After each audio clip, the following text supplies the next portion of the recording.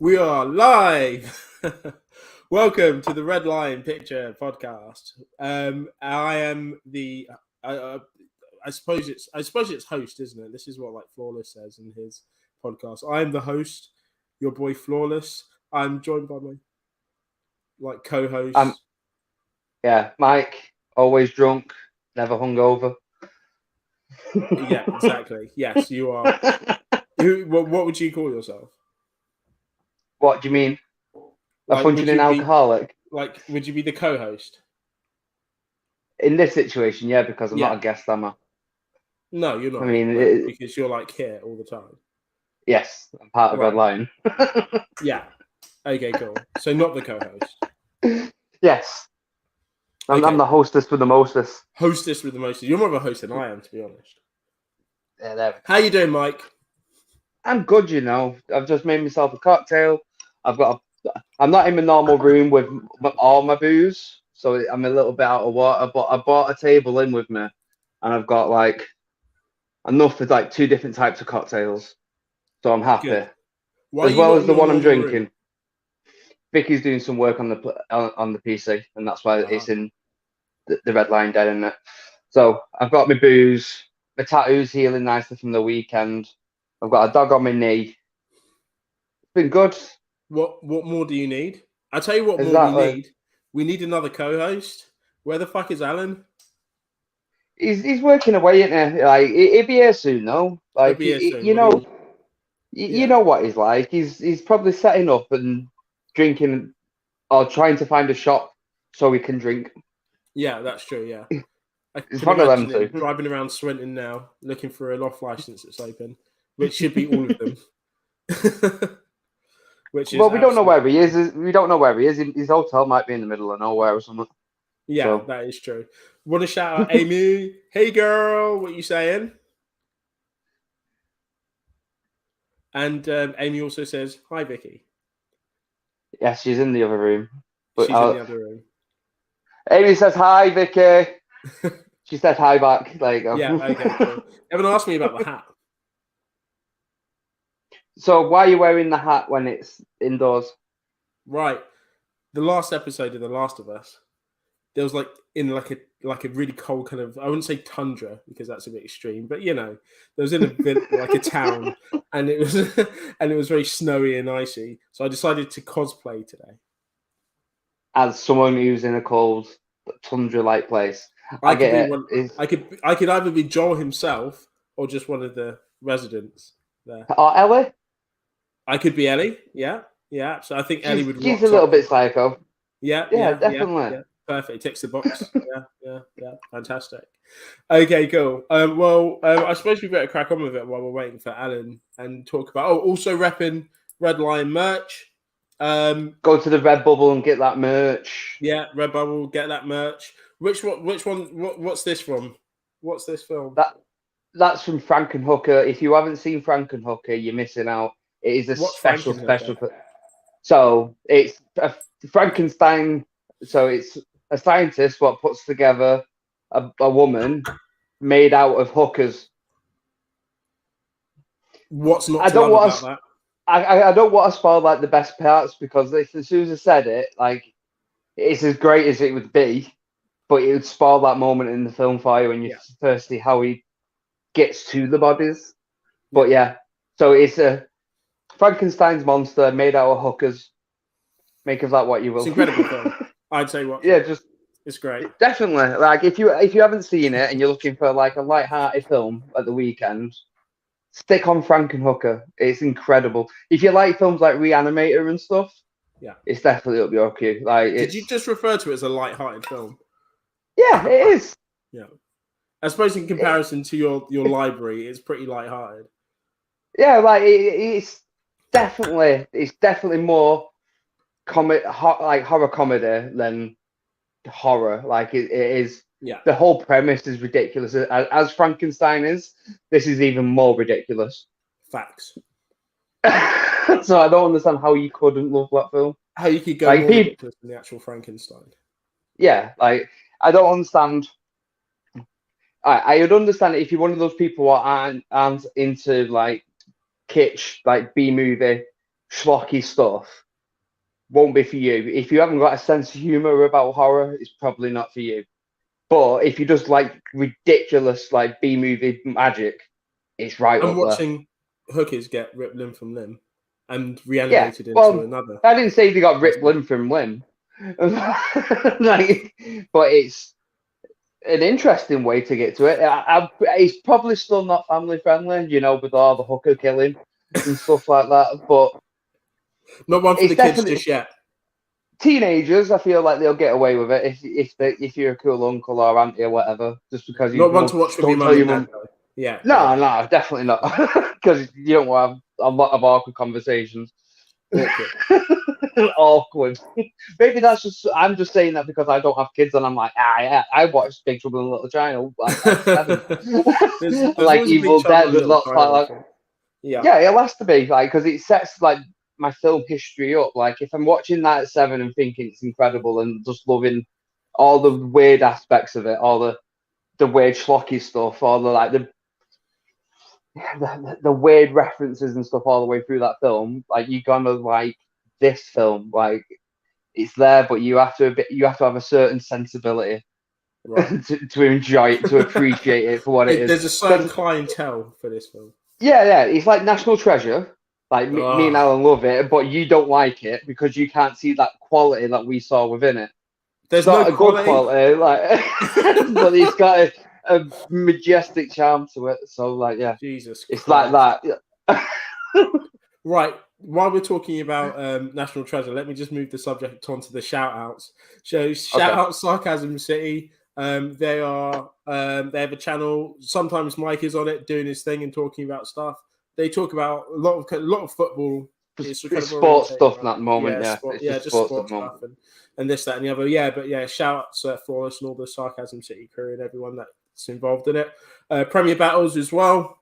So shout out Briggsy, shout out Stro, Trouble, Shots. Who else? Everyone involved. Everyone involved. Just all the staff. Rick Charles. Yeah, like Rick, Jamie. yeah. Lest we forget Rick. Shout out everyone involved in it. They've got a London event that I'm looking forward to this weekend. It's going to be crazy. Midboy Shots versus Midboy Shuff. So I'm looking forward to it. It's going to be incredible. Like both. And the last event was sick as well. Yeah, and the last event was pretty. The last event was sick as well. Like, yeah, it's been a while since I felt engaged. For a while, I've been like for a full event thing, and I truly enjoyed this from like start to finish.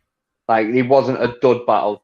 Yeah, some aren't the same quality, obviously, but people are getting into aren't new to the game, a little bit more new to the game. So it's always going to be a showing quality, but it got better and better. The quality got better and better with each battle. Ended with an absolute killer headline. Was you just getting more and more drunk? No, because if you think about that unanimous biz battle, it was insane. Right, it was top class on that. But but if you look backwards through that card, each card has got really great moments in it. But it looks like you can tell that there's levels to it. That's all I'm saying. But everyone was like really good for what he was doing. The card was set out right. And it was incredible. And this weekend is going to be. I really hope Friday isn't too messy, and I really hope I can just enjoy it instead of just throwing up everywhere. That'd be good. What in between every drink, lads? You'll be all right. We'll see. I'll try and remember your wise words. I believe in you. Who would be my shout? Sovereign Pro as well. Shotty's League. That was an incredible event that I went to a couple of weeks ago. It was just insane. It was professional wrestling, pro wrestling events, and it was just brilliant. The storylines that was in it, there were some funny moments, some really dark moments, and incredible athletics from all the wrestlers and things like that. It was just great. Make sure you follow all the channels, YouTube, Instagram, all this stuff. They promote on all social media platforms. So Sovereign Pro, Sarcasm City, Premier Battles. Have we missed anyone? I feel like we're missing. There's quite a few people that we should really talk about. I know Linda's got a new thing, and there's loads. Yeah, Linda's got a new thing. It's not like our normal cup of tea, I would imagine. It's more. I said to her, American reality talent. Red Line is following it, but I am not. I don't need. I don't get it. I don't need those notifications. That's fine. Okay, cool. If we miss anyone out, then shouts to you lot as well. Mate, let's get into it. So I think we've prolonged this enough. The Last of Us. So there were two episodes that we've missed out on. So episode 5 and episode 6. So the last episode we spoke about was episode 4. So if you guys have seen or are currently watching The Last of Us, let us know what you think in the comments. If you haven't seen it, we're going to try and keep it as spoiler-free as possible, but the chances are we're probably going to spoil everything for you. So we'll let you know when the spoiler's coming up, and you can just put your fingers in your ears and hum really loudly, and then I'm not going to give you any signal that it's over. You're just going to have to see. I'll put my drink down. Yeah, exactly. Yeah. Put my drink down. Yeah, I'll clap 3 times and then it'll be over. So just to recap, so episode 4 ended with Joel and Ellie being rudely awakened by 2 mysterious figures. Oh, hold on. Just in time.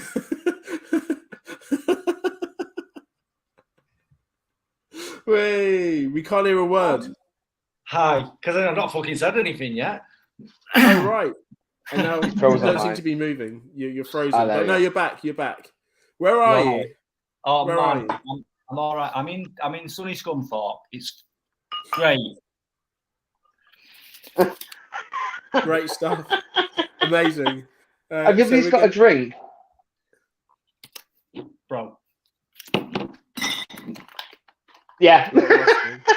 Yeah. I just said bottles. Yeah. He's got a few Budweisers. Sunny Scunthorpe. Requirement if you're in this part of the world to have as much alcohol as you can lay your hands on physically. Is that what's needed? Anyway, what have I missed? How have you been? We was literally just starting talking about Last of Us. Oh. We've just been doing the shout outs. So we shouted out like all the other platforms. Some of the other platforms that all the ones we can remember. So all the ones with the people we like. Yeah. I don't know. Don't know who they are then. No. Fair enough. Sarcasm City and that, innit? Yeah. Repping the peaks, bro. Team flawless. That's it.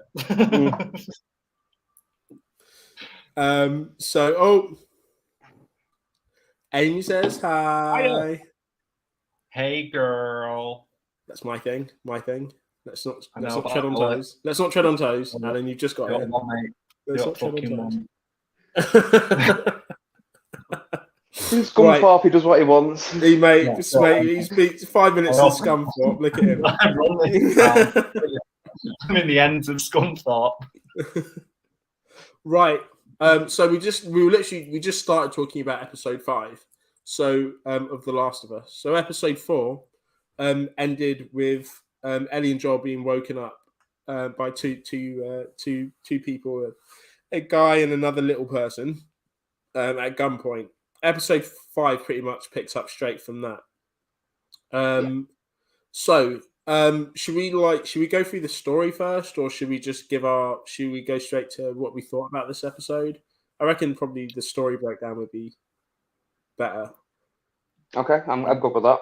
Yeah, the only reason why I'm hesitant about this is because I'm struggling to remember exactly what happens in episode 5. Says a lot about the episode.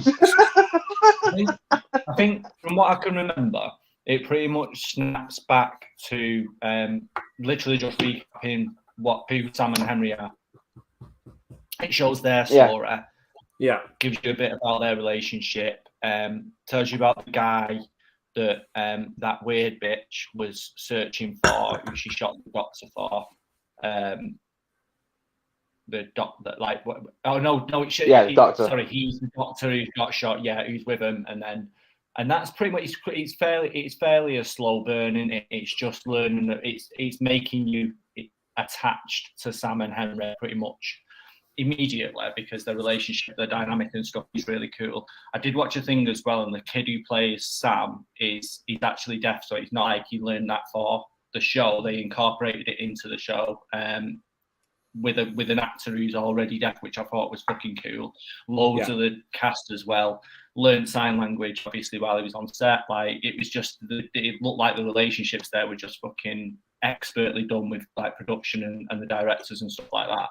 just off topic. Yeah, I saw that. He was fucking around with some of the clickers and all that business and just having a good. Yeah, man, it just looked like he had the best experience. Yeah. Which I was about. So yeah, as far as I can remember, it pretty much comes through that, and then you pick up kind of sort of halfway through the episode with Joel, Ellie, Sam, and Henry kind of going out to try and get away from the city essentially, and make their way through, and then you get to the sniper bit, and then it all fucking kicks off. And that's pretty much it in a nutshell, isn't it? There's not really much more to say other than that, I don't think. Not without dropping absolutely every spoiler for the whole episode. Yeah. Basically. So we're not doing spoilers. No, but we're not doing a deep in-depth spoilers. Like, you've still got to be able to watch it and go. I mean, to be honest, if we were doing spoilers, Alan, you've missed out like some like major moments in that episode. Yeah, it's like they meet a sniper and that's it, and they just just there's so much that happens. Like, it kind of starts from there, as far as I'm concerned. It's weird that you just chose that bit to finish on. It doesn't really make any sense. Yeah, they meet a sniper and hilarity ensues. That's when Alan remembers this section of the game and decided to turn off the episode, which made sense. Yeah, I was just like, I'll just play this bit. Just pick it up from there. Oh yeah, I'll just take this. Yeah,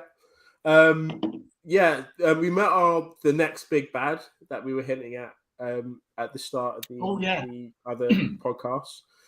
So again, Al, like just a really big moment. Like it was just the biggest moment of the episode. It was like the biggest moment of the episode. It was all kind of leading up to that point. That was just weird. That was the bit that got the old shit moment from me, where I just went, well, like, you heard it, and I went, oh shit, it's coming. It's coming. Here comes a bloater. We're getting it, and then it popped out, and I was like, I'm not completely disappointed with the way it looks. Like, I'm fine with it. It wasn't exactly as I wanted it. I kind of wanted it a bit more mangled and with sort of more growth all over it. That's how I remembered it from the game. Like, it was essentially just full of massive boils or like blisters all over it. That's kind of how I had it in my head. So it didn't look quite as horrific as I wanted it, but I was cool with it. I was especially cool with it when it ripped a guy's head off. I was fantastic. Waiting for the brutality. Yeah. That's what bloaters are about. They don't fuck about. Like, they literally, like, I've been killed so many times as Joel by the bloater, and each time that he dies, it's just incredible.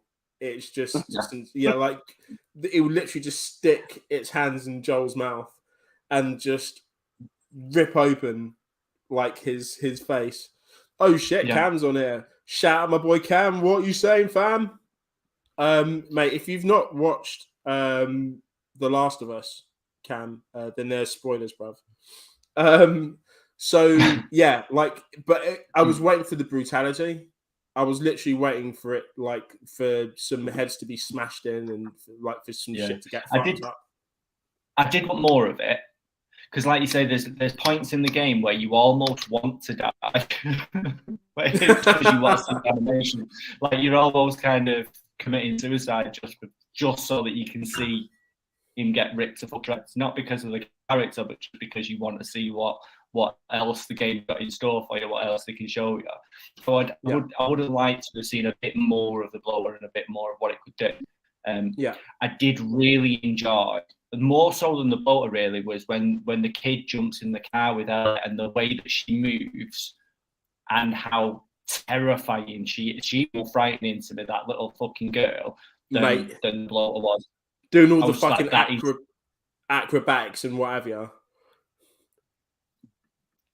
Like, she was doing all the fucking backflips and shit like that in the car. Yeah, the way she like bent over the seat and stuff and kind of did down, I was just like, that's insanely clever. Like, it made me feel uncomfortable.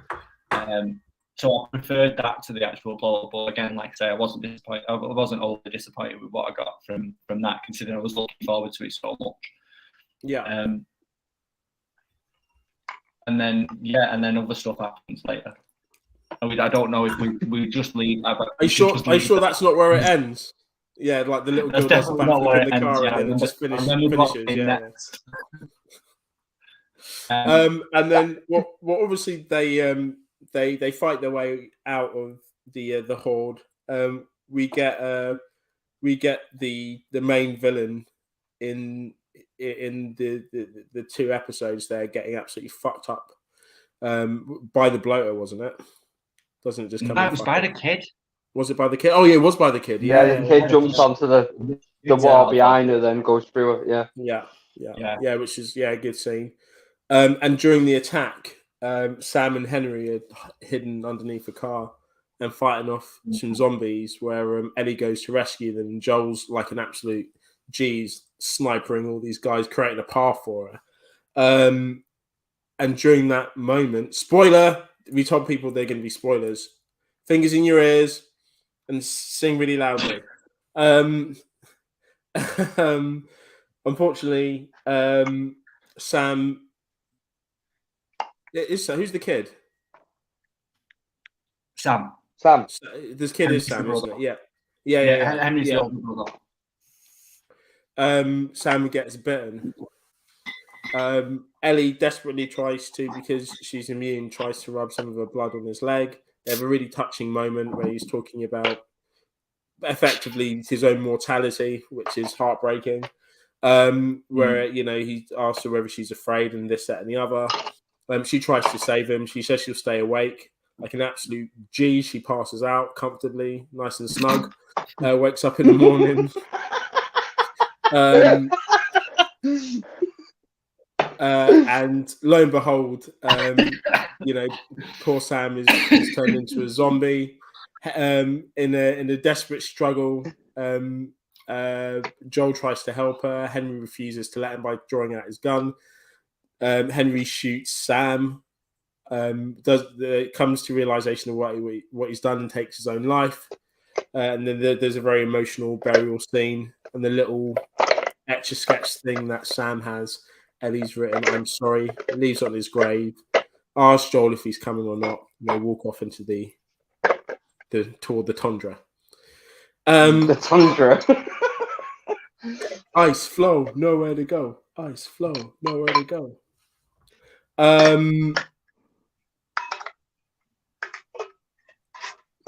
Right, so I'll tell you what I thought about that episode. It was. I wish the scene with the bloater and everything was about twice as long. I haven't watched any of Yellowstone yet, but I wish I wish the bloater scene. I wish the bloater thing was literally about twice as long. But I know it's because they're trying to give more time to make you love these new characters again. But they're going I'm getting a bit tired of seeing people for an episode and then getting wrote out by the end of the episode. It's feeling a little bit supernatural, where you literally get a baddie for an episode and it's fucked off. But this time they're going, oh no, but these are good guys. We're going to make the and then we're going to break you out, and we're going to do it. Yeah, again. and I'm just the law of diminishing returns is in full effect. Like, it can only work so many times before you start noticing a pattern and you're like, oh, is this a little bit lazy? Are we not just getting used to this now? But the end of the part of the episode made up for all my doubts from before it. But like I said, I just wish it was longer. Yeah. I wish that in general, I feel like we needed more. Well, maybe it's because I haven't played the game. I was hoping for a little bit more horror, a little bit more action, but it seems to be a lot more wordy than I was expecting. But I'm still enjoying it, fully up to this point.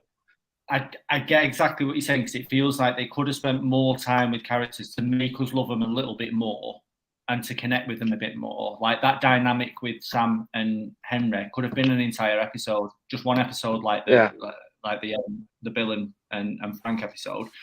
We could have had just a full episode of Sam and Henry, and then pick up with them having a full episode of trying to escape and then encountering the horde, and then ultimately dying, where you've really connected with them, feel like they're going to be a part of the story ongoing, and then they're ripped away from you at the end of the next episode. So you've had 2 full hours essentially of loving these two characters.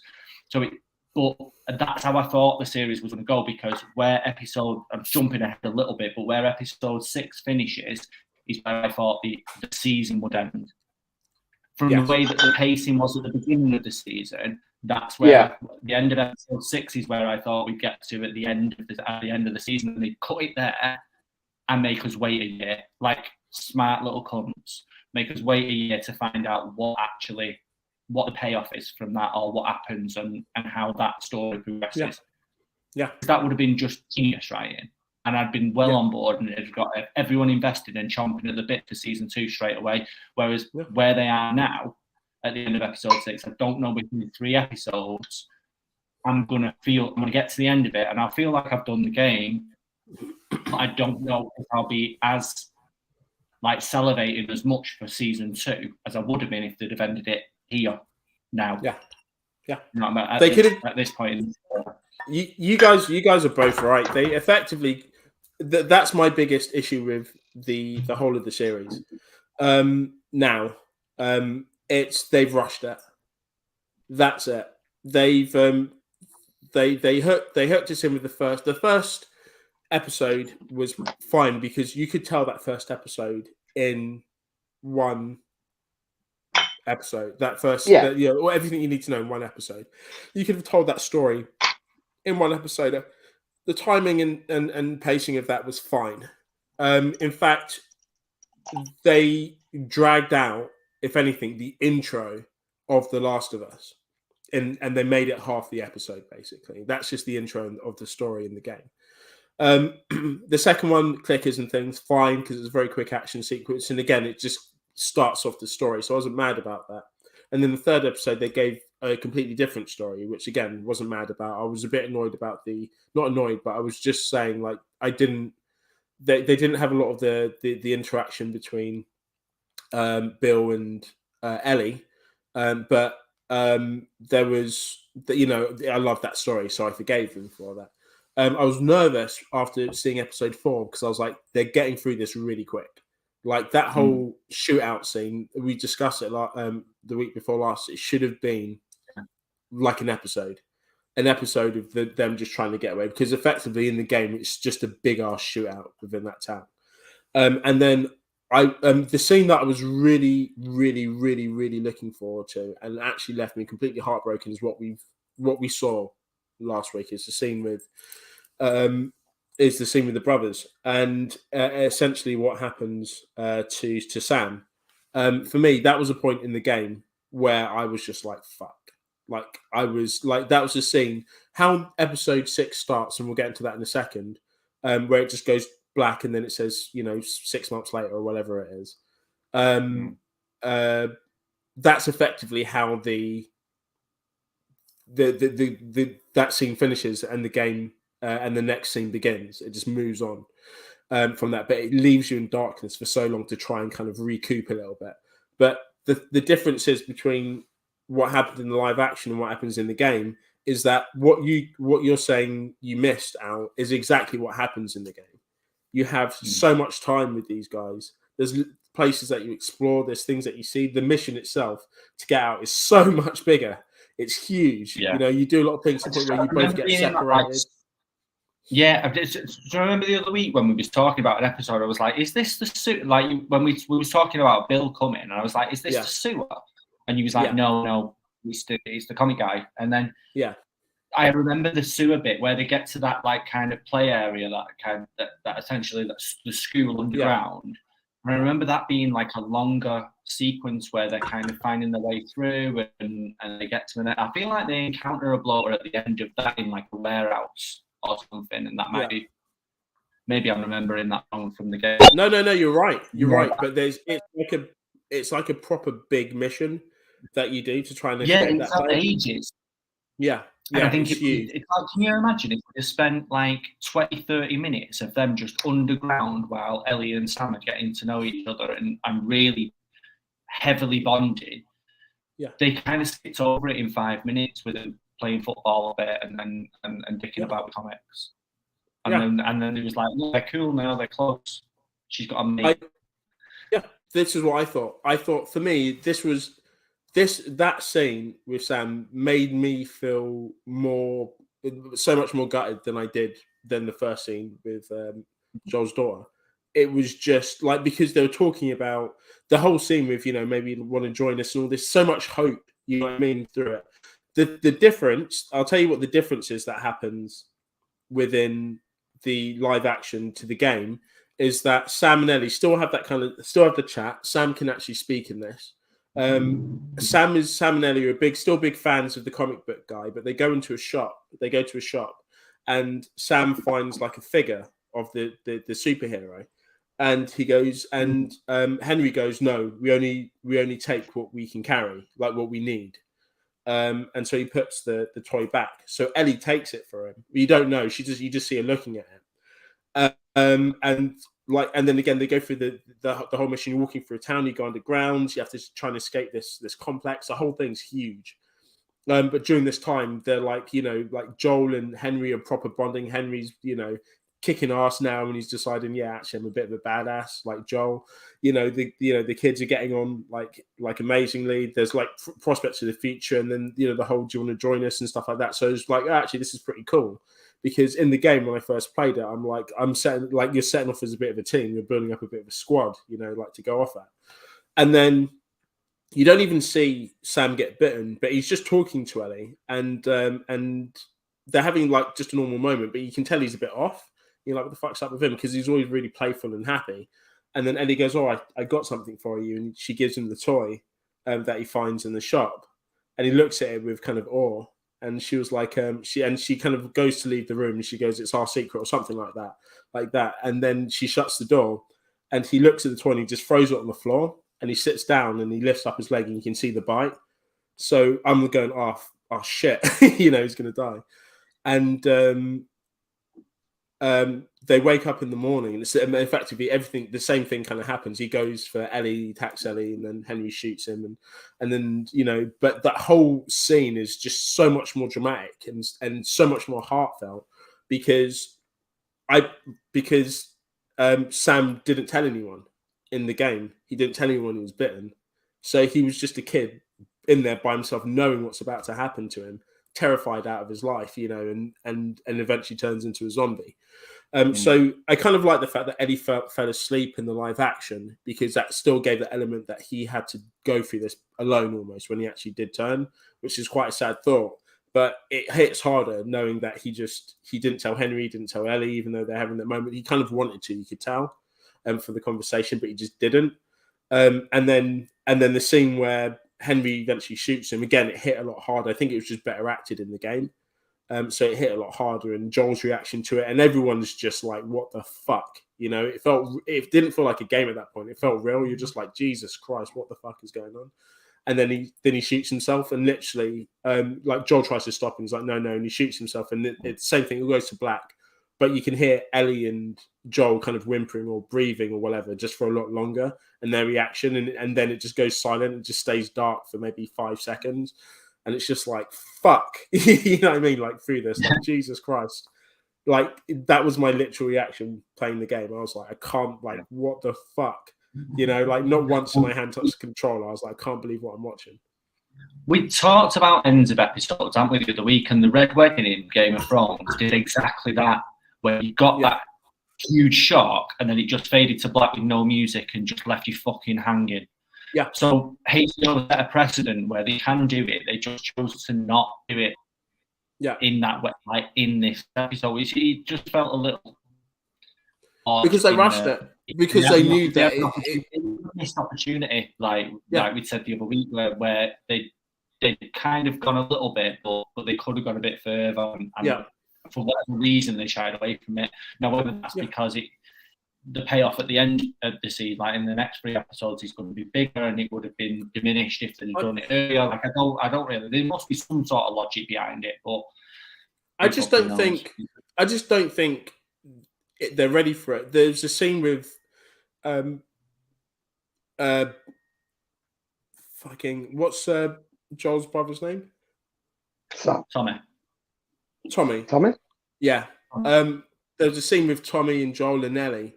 And I think they're in school at this point, and that's where you meet a bloater for the. I don't know if that's the scene with.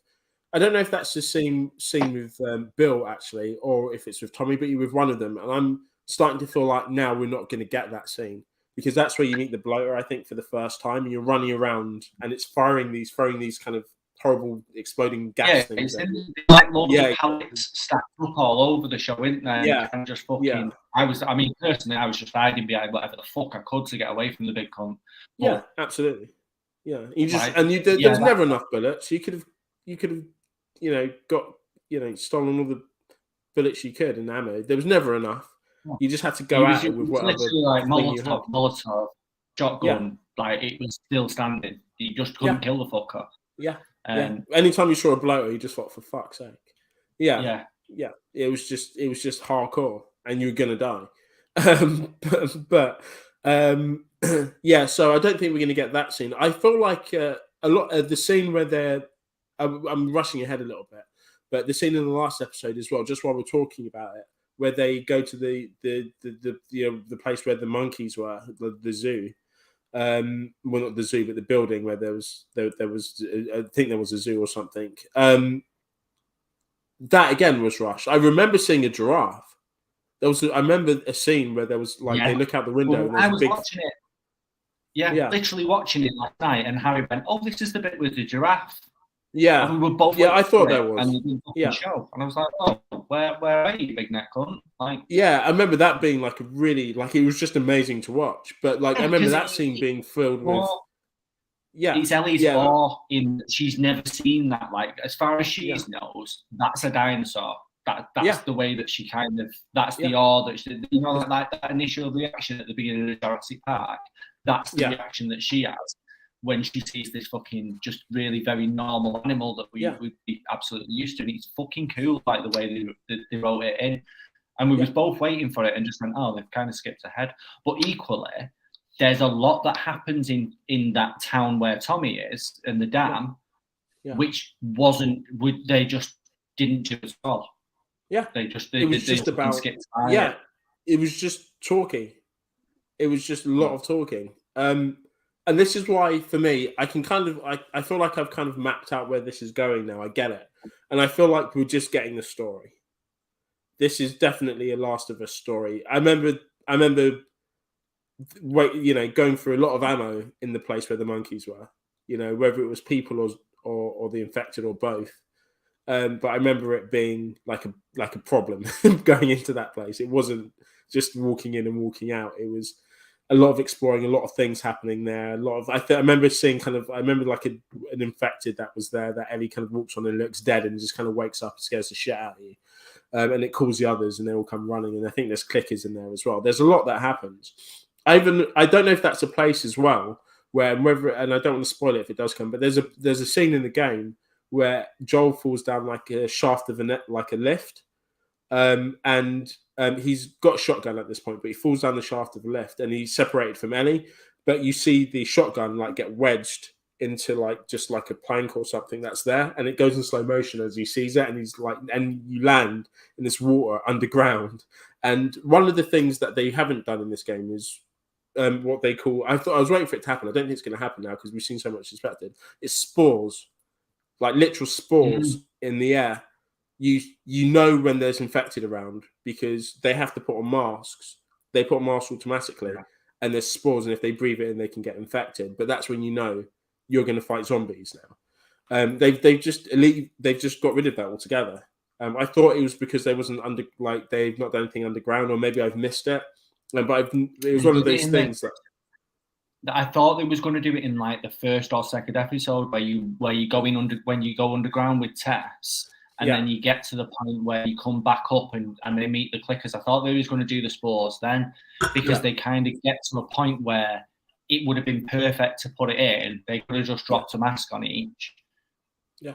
And one on Ellie because at that point they didn't know she was immune. Because in the game, obviously, she wears a mask for the first part. And then at a point, she just goes, well, there's no fucking point in me wearing this. So she just cracks on without. Yeah. And that. There was an opportunity for him to do it. So like you said, I just don't think they're going to touch on it at all, which is a shame because not just that it indicates where infected are, but it's like that extra level of if they've not seen it, if they've not noticed that there are spores, there's that extra anxiety that's around as the audience, we've seen it and we know that there's a potential. They need to put fucking mask on, mate. Yeah, because shit's gonna happen. Exactly. That's what I'm talking about. It's the ripple in the water when the T-Rex comes. You know something's about to happen. And also it shows how badass Ellie is. Like literally, there's a scene where you're walking with a bunch of people. It might have even been Henry and Sam, and everyone's wearing masks. Apart from Ellie. Just kind of rolling around without it and it just shows like actually, she's just like not like you. She's just different. And she's good just kind of separation. Built different, mate. She's just built different, isn't it, Ellie? But yeah, there was so I can kind of see I feel like it still hit home for me, episode 5, and the ending. But I think it was more. I think for this one, I wasn't too sure whether or not, like I said in the first episode, that scene reminded me of the game, or whether it was just done well. But at the end of episode 5, again, still like hit hard for me. I was just like, fuck, like either way, it's still like a harsh scene when you think about it. I just don't feel like it was done like the justice that it deserved. I feel like you got the basic story. I feel like you missed out on a lot of the story. Yeah. And again in episode 6, I feel like there's big chunks of stuff that it may be just game filler and just side missions. But still, it's part of the bonding of everything, and I feel like that is key.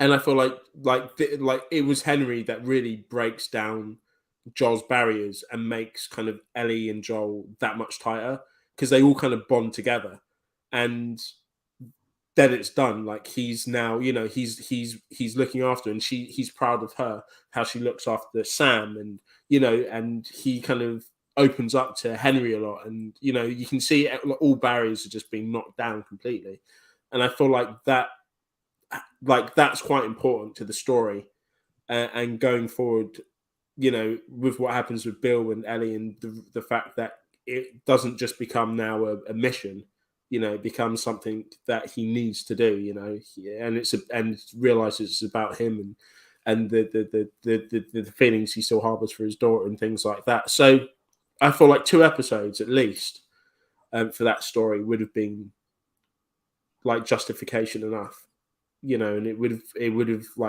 hit home better. And like you said, ending it here would have been perfect as well. Because no spoilers, but because of what happens next, I feel like it would have been a great point, because what happens next, to be told in 3 episodes, it just already tells me that they're gonna.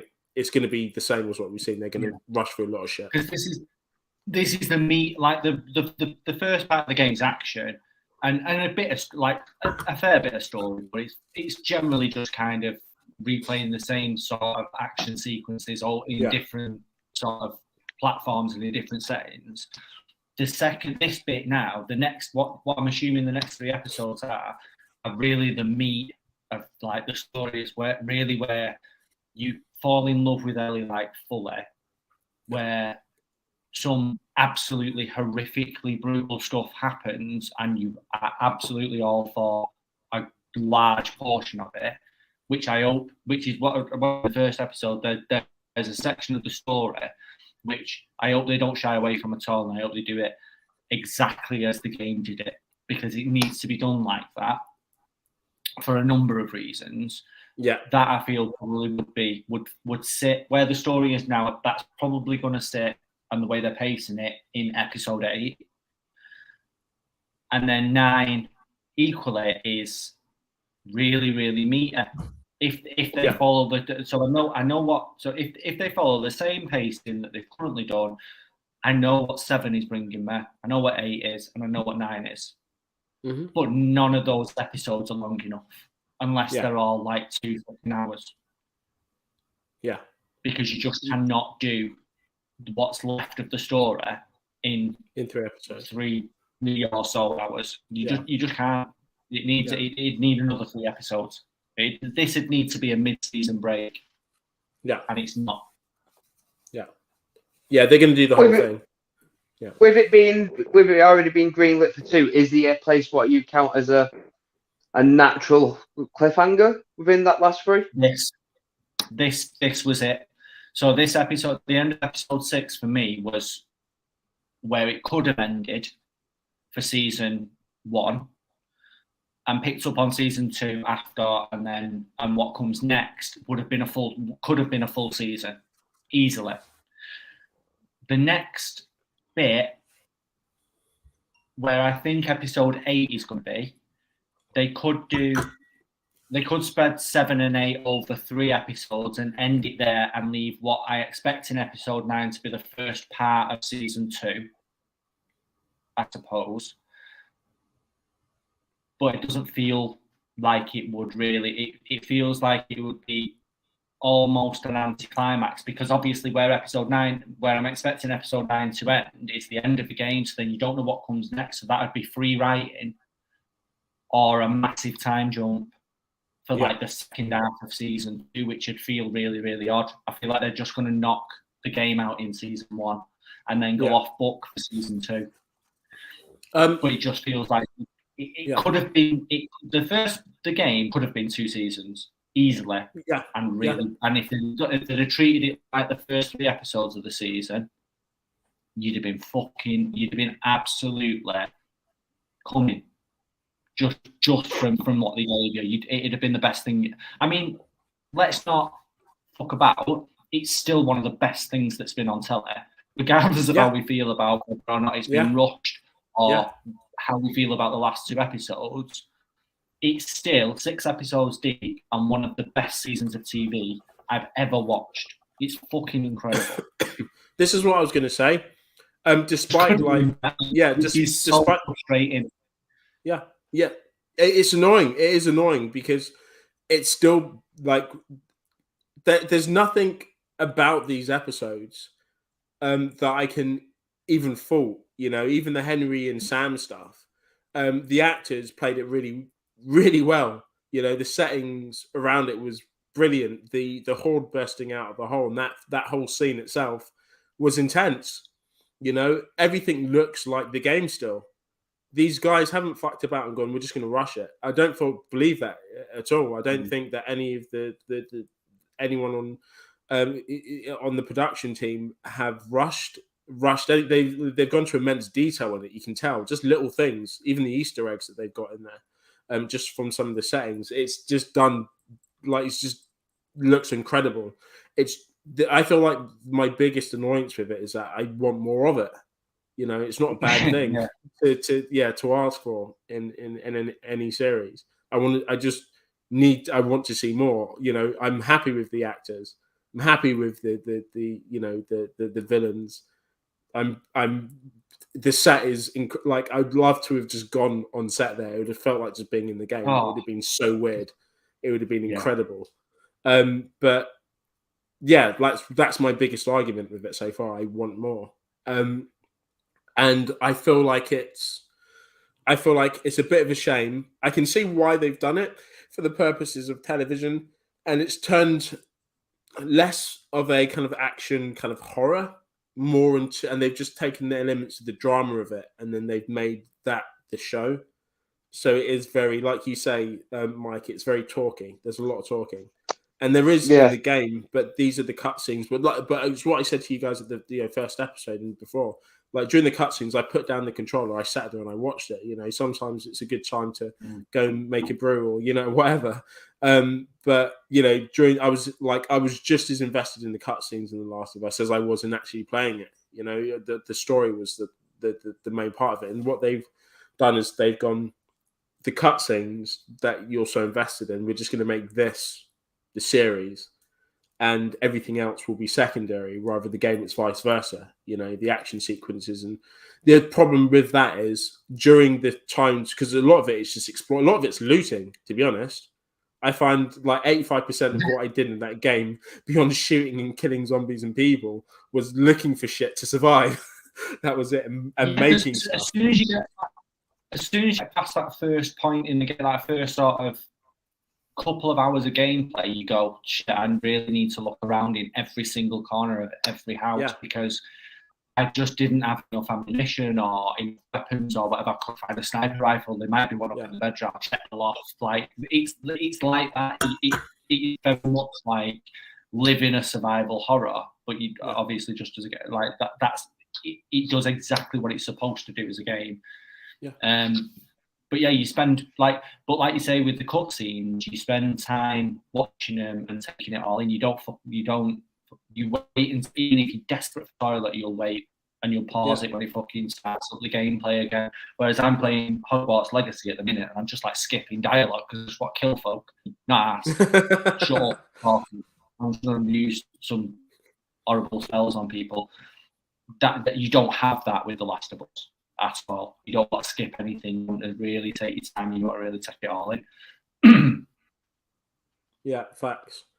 I will say it feels like they've watched a lot of Walking Dead and gone, right, how can we do this but differentiate ourselves? Or we won't use as much action. Yeah, just as a whole. It's almost like season 2 of Walking Dead. So remember when they got to the bar and everyone went, what happened here? It's into the fucking Waltons with a couple of zombies every now and then. It feels like they've looked at season 2 and gone, oh, we'll do that, but better. Yeah. So I 100% get that. Yeah. Which is, again, but this is, like, again, my argument with a lot of it, because that is not the game, you know? You go through a lot of ammo, bro. There's a lot of things that die, you know, serious. And it's action heavy, but I feel like if they had done it as action heavy, there needed to be a bit more of a balance. If they'd done it like the game in terms of action, I feel like you'd have got really fucking bored of it really quickly because they'd have just recycled the same sort of scenes, which when you're playing it, it's fucking cool. When you're watching it, not so much. It becomes like a Michael Bay film where it's the same thing over and over again, where you just switch off immediately and go, I'm not asked. But they could have done a little bit of it more. Like they could have had 1 or 2 episodes that were really heavily action, and they've just not took the opportunity to do that, unfortunately. Yeah. Like even at the end of episode 6, they could have spent a full 40 minutes where they found them where they found the monkeys, and in that building with multiple adversaries, where ultimately what happens to Joel and the way they've done it compared to the way they did it in the game, I was cool with. I was absolutely happy with that because that's slightly different again. Had they have had like 40 minutes or 30 minutes of them just fucking fighting and running for their lives away from people,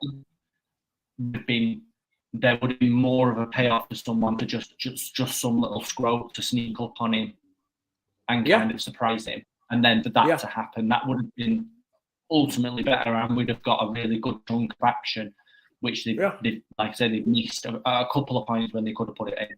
They had a hard in like the last episode, but ultimately, like it wasn't really. It didn't feel. It was like a mechanism to move the story along in terms of how outnumbered Joel and Elliot, Sam and Henry were compared to all of these people from this town. So the horde was more of a mechanism to even the odds than it was a threat to the characters that we watch. Yeah, absolutely. It really was. But this is my my issue with episode 4. You know, there wasn't enough bad guys when they get the with the car scene. There was like 3 or 4 people, and again it's like 3 or 4 people, you know, and I guess to the point of realism, make these guys super badass, and it's a bit more survival. It makes it a little bit more human, you know, and in the game it's like every bullet counts kind of thing. Like if the game is Unforgiven, it just doesn't. If you run out of bullets, then you're out of bullets. It's not like, oh, you know, it just falls from the sky like a Capcom game or something. You just, if you're out of bullets, you're out of bullets, and you got to find another way to get through, and that's it. You know, either you're like a default shit unlimited. Yeah, exactly right. It's not the game, but nevertheless, I feel like now they've kind of set that precedent a little bit for the rest of the series. So the big kind of action sequences that I want. You know, not necessarily with the Horde, but with people. I don't think it's going to happen. I think we're going to get like a couple of people here and a couple of people there that they're going to fight, and I think it's going to be just small kind of skirmishes. Action. Yeah, exactly. Yeah, rather than full on out and out action sequences, which is I guess is okay. But there's still things that they've missed a trick on from the game, because the game is like a film. It is, and this is why for me it's like fuck. You know, why it's my same issue with Uncharted. They just use kind of the best small bits of Uncharted 1 to 4, compacted it into again another kind of speaky heavy movie, and you know, and decided to market off that, and it was just like fuck's sake, you know. There's like you have the perfect perfect foundations here for a film, because Uncharted is made like a movie. It's made to be like you're playing a film, so everything's there for it, you know, like everything to the puzzle. But the film was a piece of shit, though. That's what I mean. Like they went. It was a straight up piece of shit. They went off. Like it was like a show reel of the 4 games, but it literally was. Just with stupid camp catchphrases and just shit. Yeah, it was just terrible. Even the puzzle solving stuff. This is like the bread and butter of Uncharted. Yeah. Like these, I mean, you find Shangri-La for fuck's sake in one of them. It's a shit national treasure film. Yeah. To go underneath what were they were Krispy Kremes or some fucking other major chain that they wanted to promote in some fucking sewer. That was like the big puzzle solving, but it was just ridiculous. I was like, for fuck's sake, like these guys find some of the best shit that you're playing the game. You're like, wow, this looks incredible. Imagine if this was a film. Yeah, and then they decided to do something in the sewer. Yeah, and then there's like a supernatural element to all of the games as well, where you kind of encounter like just weird shit that's forgotten by time, which they never really touched on at all in the film. No. Any kind of a way that would make like any kind of sense. Like they could have twisted it at the end of the film and made it infinitely more interesting, but it was just meh from end to end. You're expecting Mark Wahlberg to be able to act like he's like in awe, though. It's just not kind of happen. He hasn't got that range. They started development on the film when Mark Wahlberg was going to be Sully, when Mark Wahlberg was going to be Nathan Drake, and ended production on the film when Mark Wahlberg is his 30-year-old senior Sully. That's literally how the film was fucking. They cast him as Nathan Drake. It didn't happen. It got to the point where they went, you can't play the character anymore. Sorry, we're bringing Tom Holland in now, and now you're the person in the film. Yeah, you've just fucked it. Like you've absolutely fucked up. And I can guarantee you, at the start, they had a very similar story to what they had at the end, because the first 3 games were out, and they only added a bit from fucking Uncharted 4. Yeah.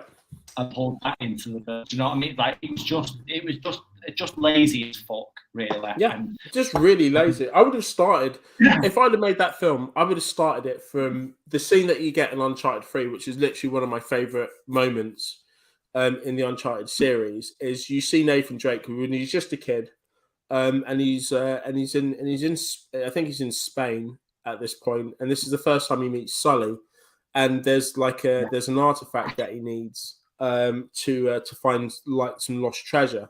And as a boy, he sneaks into this museum, and you know his like parkour skills aren't quite great, and he has to find different things to kind of like climb buildings and this, that, and the other. But he finds them, and anyways, he finds this thing. Sully's there, and this other kind of evil, crazy bitch is there, and this dude is like there's just surrounded by guards and things like that. And it's just this scene where they're about to kill him. Basically, they're about to shoot him. And Sully's like, he's just a kid, you can't kill him. So Sully pushes the guy with the gun, and you as Nathan Drake run, and it's basically you just escaping from these guys. Like you can't fight them, you can't beat him up. You're just a kid, and it's just you just out kind of running and outpacing and scampering through things and running across the rooftops. That whole scene, I'll send you guys the link. It's Uncharted for anyone watching. Uncharted 3. It's on YouTube. A museum escape scene. It's called. Anyone like like that scene in itself is probably one of the best moments that I've played in gaming history. It's incredible. It's just brilliant how the whole thing's done, how everything's shot, the things you have to do. Like you feel like at any moment you could get caught. You know, the music that's even playing behind it is so kind of fast paced, but it feels like that's a moment that I feel like this is a film. It's like watching a movie, like at this point, and like just little things like he goes to like jump on a ledge. He jumps on the ledge, it breaks. As it breaks, there's a guy there who's about to get him, and then Sully comes out of nowhere and starts kind of wrestling with this guy as you're climbing up. It's just everything's just happening, and you're like, "Fucking hell, this is mad." But it's fun to play and it's fun to watch. I would have just done it as like him as a kid and Sully. I would have just started it from there and just becoming Nathan Drake.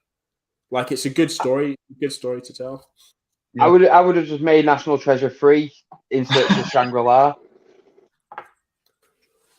Like, genuinely, when I watched that film, I was like, why isn't this money what they've... Because I'm guessing they spent more on that one film than they did 2 National Treasure films. Absolutely. Just putting it out there. They right. spent more on one film than Treasure made. Exactly. But, like, you could have got, for that budget, like, 3 decent, like, National Treasure films. That is a better trilogy than that one film. Yeah. I mean, we'd have gone to watch it multiple times at the cinema. Yeah. So, and therefore, it would have made its money back. Just Box office from smash. Yeah. One. But also, it also reminded me that we've got that new Indiana Jones film coming out. Have you watched the trailer for it yet? Yeah, it made me feel sick. Yeah. It made me feel deeply, horribly like sick to my stomach. I was like, "Oh, Harrison, why are you doing this?" It made me miss Shia LaBeouf. Yeah, weirdly, yeah, like 100%. It did. Like, it did make me feel like it confirmed to me that Harrison Ford has entered the money stage of his career. Yeah, where he's. But I knew that from Star Wars. Yeah, where he's just got.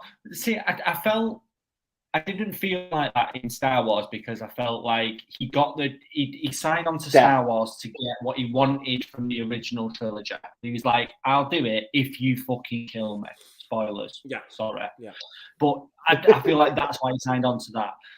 Yeah, if you haven't watched Force Awakens and Blade Runner, you're better felt people like a than cash grab as well as it was done, and as much as I really like that second film, that felt like he just turned up because he was like, whatever, he's going to do all the work. I'm just going to talk a little bit. Yeah. I'll just fine, pay me all the money. He knew full well going into that film that I can just get high all day and it won't affect my performance. No. Like, because he knew like what he was going to be doing. I just need to be stoic, kind of, and just like not really do that much. Yeah, I need to shoot something. Yeah, and then be in the Millennium Falcon at least once. Everyone's going to go mental. It's fun. As long as I get to die, it's all right. But, he was. Do you know who he was like? He was like the. I want Indy to die in this film. I'm saying it. Indy's got to die in this film. He just wants to close the chapter. Everything. He's just him to kill off every one of his characters. Like, that's brilliant work. But I want him to die in the early doors, because there's first no way 20 minutes. 2 hours. Yeah, I'm watching. There's no way I'm watching 2 hours of a fucking 70-odd-year-old man being afraid of snakes, using his whip and jumping over things that he shouldn't be able to jump over. I'm not signing up for that. You got me with that. See Harrison Ford, still afraid of snakes, still has his whip. But still has the hat. I'm not watching 2 hours of that. Pass the baton to someone else. What would be the rest of the film? A funeral, and then the wake, and everyone telling yarns. Joe liking the thing of the new Colin Farrell, Robert Gleason film when they're just in that weird pub in Ireland, during the Irish, the Banshee. Yeah, so it's just everyone sat around in the pub like that. It just turns into like a really kind of morbid. Yeah. Yeah. Just morose as fuck. I love it. At the end, he just throw his ashes into the sea. It's just the camera actually just turns to like two old women that you have no idea what relatives they are to him. They're just talking about some woman they don't know on their street. Oh, did you hear about her husband passing? Oh no, I didn't hear. No, he didn't. He's having a cup of tea. Yeah, oh yeah. Well, At the I'd be absolutely fine. Like half an hour of that, just them two talking. How's your Jason? Yeah, oh yeah, he's all right. Yeah, not too bad. Jason Bourne. In all seriousness, though, because they've just been this research. So the kid who was in Temple of Doom, I can't remember his name, but he was in Short Round. Loads of Oscars at the minute. Like he's fucking sick and absolutely deserves it. If they'd have brought him back for this film, killed Harrison off first 10 minutes and had the rest of the film with him and his son to then continue on a different tangent with a different character for multiple whatever other films, I'd have been fucking fine with that. Like, he's learned his craft by being exposed to Harrison early doors when he was a kid, and he's kind of carried on. And I'm sorry. I can just see. I can literally just see the. I can just see the line now, like to the trailer. Hold on to your potatoes. Short round. Not as racist as you think. Yeah.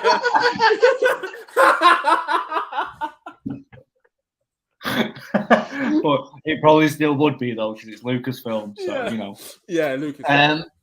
No monkey brains. I would have absolutely been more interested in a short round sequel than I would be in an Indiana Jones, like, let's go again. Because that's what it should be called. Let's do this again. It's just fucking. It's just. I'm not. You know he's going to say that in the film. You know he's going to say that in the film. Cocktail each. Yeah, if it doesn't, but you know he's going to say that again. Here we go again. Here we go again. Here we go again. Or yeah. Or why does it? Well, he's definitely going to say why does it? We should do bingo. Why does it always have to be snakes?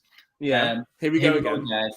Maybe like a Danny Glover. I am too old for this shit. Oh yeah. Oh yeah. We should definitely do. Go and see it just for fucking shits and gigs and do an Indiana Jones bingo. Al, that's your homework. Okay. You'll be better at that than either of us. You need to do. And writing. Yeah, you would just. Well, exactly. It's writing and words, Alan. So I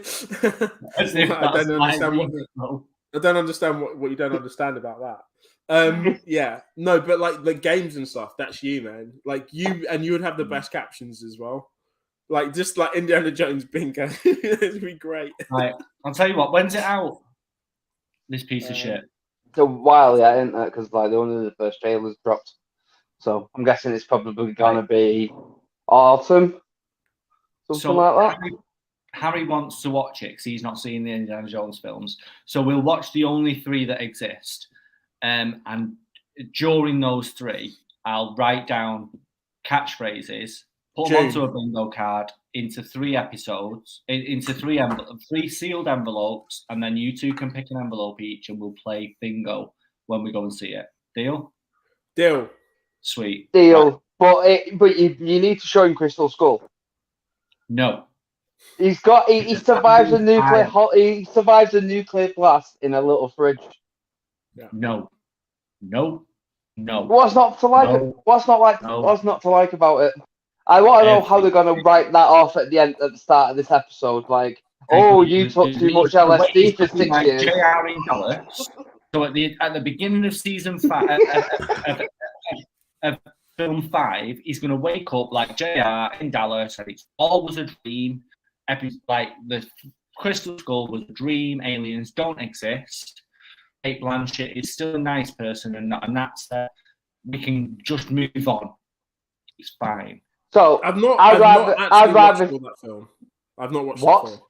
No. Oh, please tell me you've seen the end. I've seen the nuclear bit, and then I that's the start.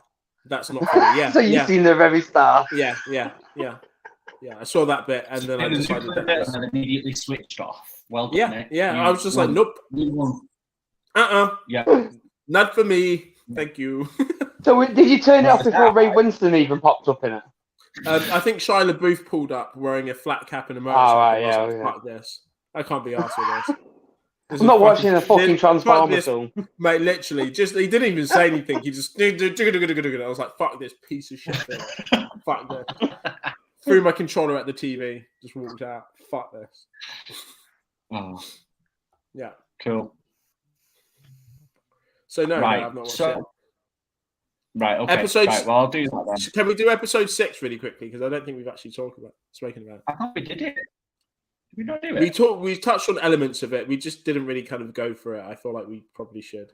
I mean, at this point, I probably would go for a 6, but considering I'm in a hotel and I've got like fucking 200 yards to walk outside to go for a 6, I'll stay then. Go in the bog, put a wet towel up underneath your door, turn the shower on, and smoke Claire. And where are you staying? I'm going to tag them in this podcast real quick. Yeah, I don't know what this says about me, but they have put me in a disabled room, so the bed's really low, and there's an emergency cord in the bathroom, and a walk-in shower with a seat. That's home comforts, mate. I don't know that if is the lazy saw house. Me and said this is the room for this guy. How many rooms do you reckon they actually have like that? I mean, say someone that is actually disabled needs that room. What are they going to do? Just turn them away? If someone turns up, like, I'm in it. So, soz. Not my fault. And plus, he's disabled. Yeah, but only mentally. Like, that's different. All right. I don't know. I'm pretty fucked up. Let's move on before we get completely bad. All right, yeah. So episode 6, that time jump at the time jump at the start of episode 6 fucked me off because I felt like it was getting rushed anyway before the end of that season. So that 3-month time jump when they're walking through the tundra annoyed the fuck out of me. Like I was like, why have you needed to do that? In fairness, that happens in the game. It jumps in the game. So as far as I'm concerned, if it jumped in the game and it jumped in the television series, there's just nothing to say. They just walked in silence. I think from Mike's point though, yeah, because like we had that complaint where it does rush through it a little bit in the first 5 episodes, and then to have a time jump would be really fucking frustrating. Where you just go, what have we just lived a year in 6 episodes? So yeah, that basically. Yeah, you don't care about it in the game because you haven't had it before. It's not been rushed.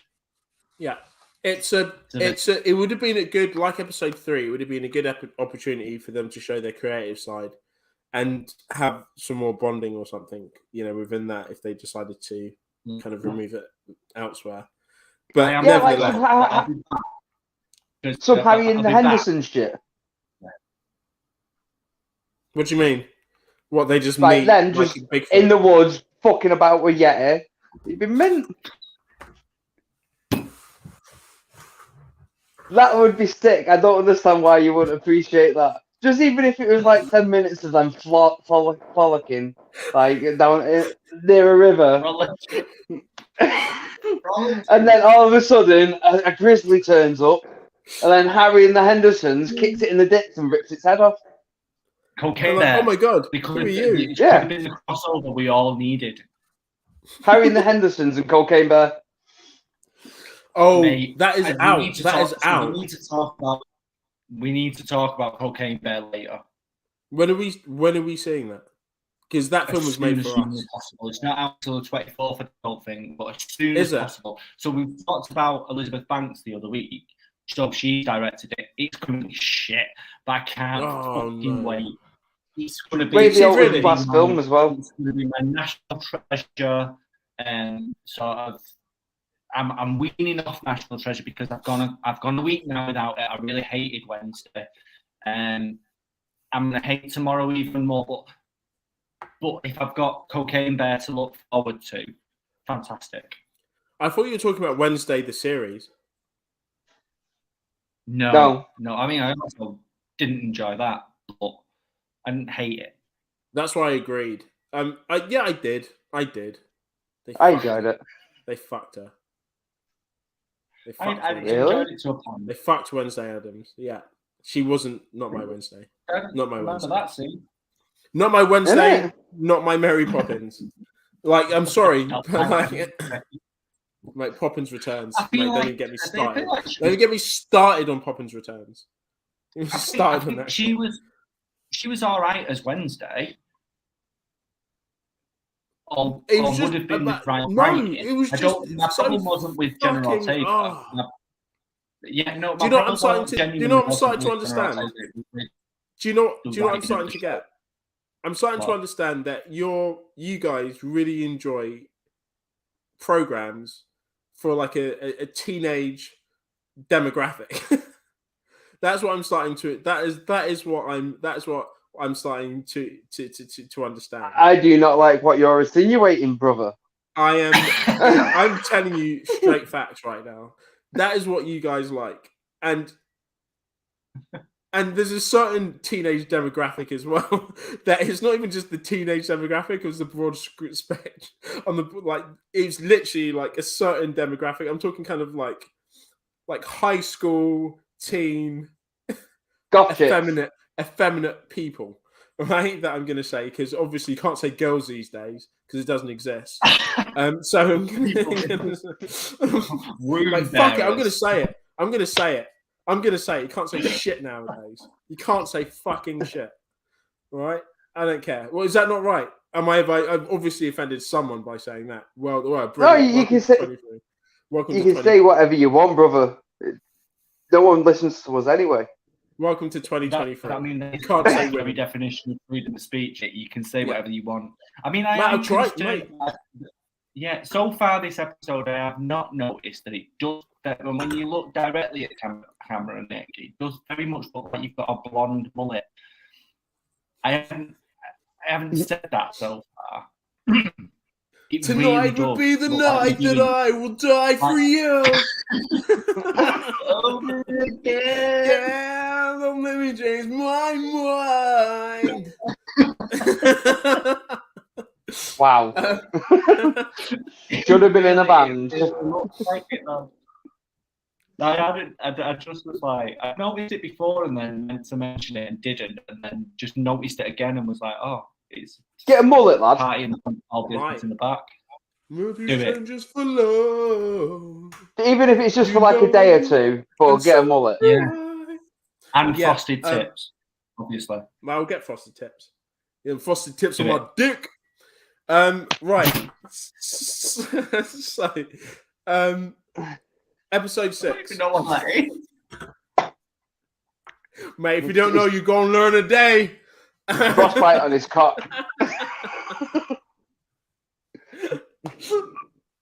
A frostbitten cock. Mate, I've had a beer, mate. We Right. can tell. Right. No. Mate, I'm literally... Mate, no, I'm going to talk You about don't know, you're going to learn today. If you don't know, you're going to learn a day. Them frosted tips. Is that Kevin Hart? With his dad when he turns up. Gonna learn a day. You're going to learn a day. You're going to learn today. Oh my god.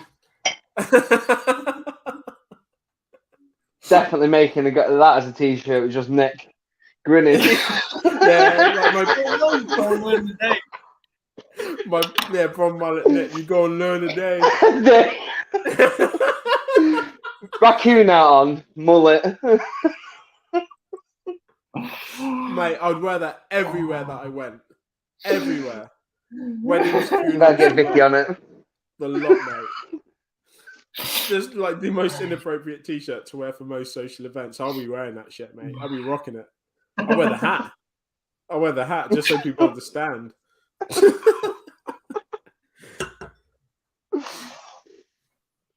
Anytime anyone questions it, I'm like, you want to see my frosted tips? What's frosted tips? Shit, you're going to learn a day. Right. Then he slaps him with his cock. That's what happens. I then apologise to the family member that I assaulted.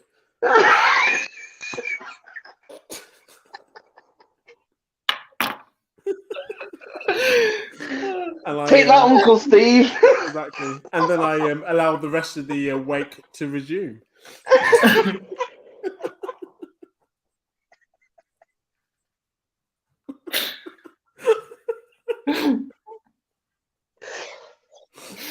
And Margaret weren't happy.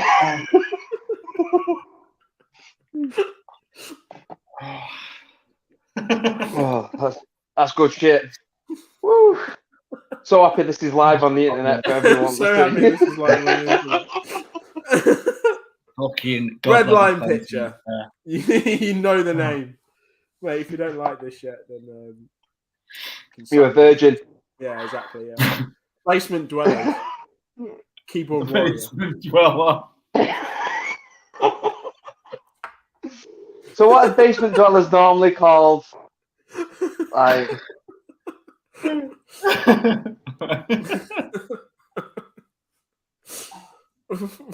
Episode 6. Oh. You are broken in a very specific way, Nicholas.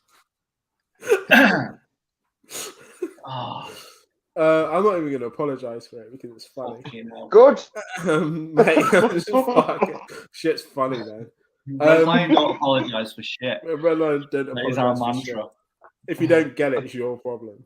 Yeah, whatever. That's what I said to his Uncle Steve.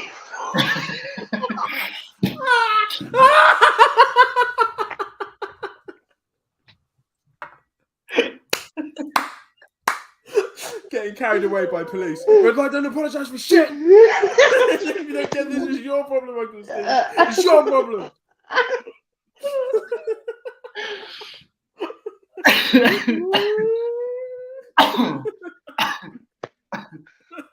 Oh, fuck me.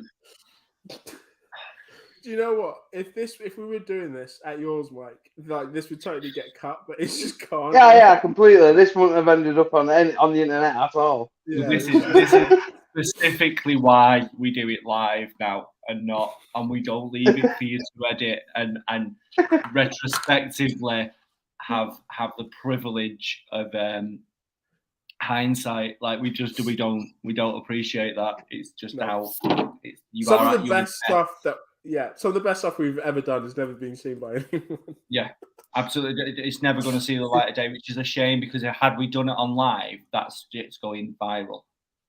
Yeah. Maybe but yeah, definitely. Hey, all attention's good attention.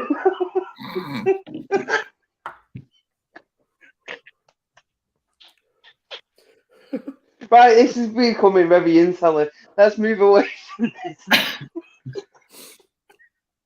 Episode 6.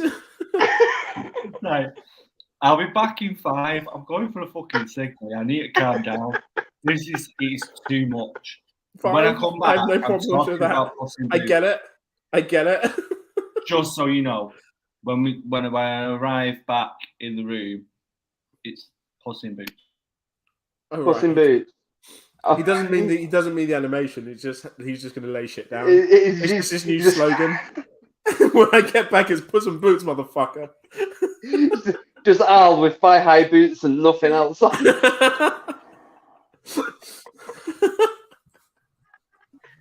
If I'd have brought them, that is absolutely how I would have turned up. How have you just appeared? Introduce yourself. What the fuck? Just in. It's like the Ring. Literally, like had I have brought them, I would have just turned up in boots, a jock, and a fucking cowboy hat. Why would the Scottish guy be there though? Oh no! Wow. Are you sure you're not a dad somewhere? You must be a dad to someone. You are. That was like a dad joke, Mike. That was a dad. Hey, I'm everyone's daddy. What can I say? Hey! He's that will get the shady. He's a Michael. What's his name?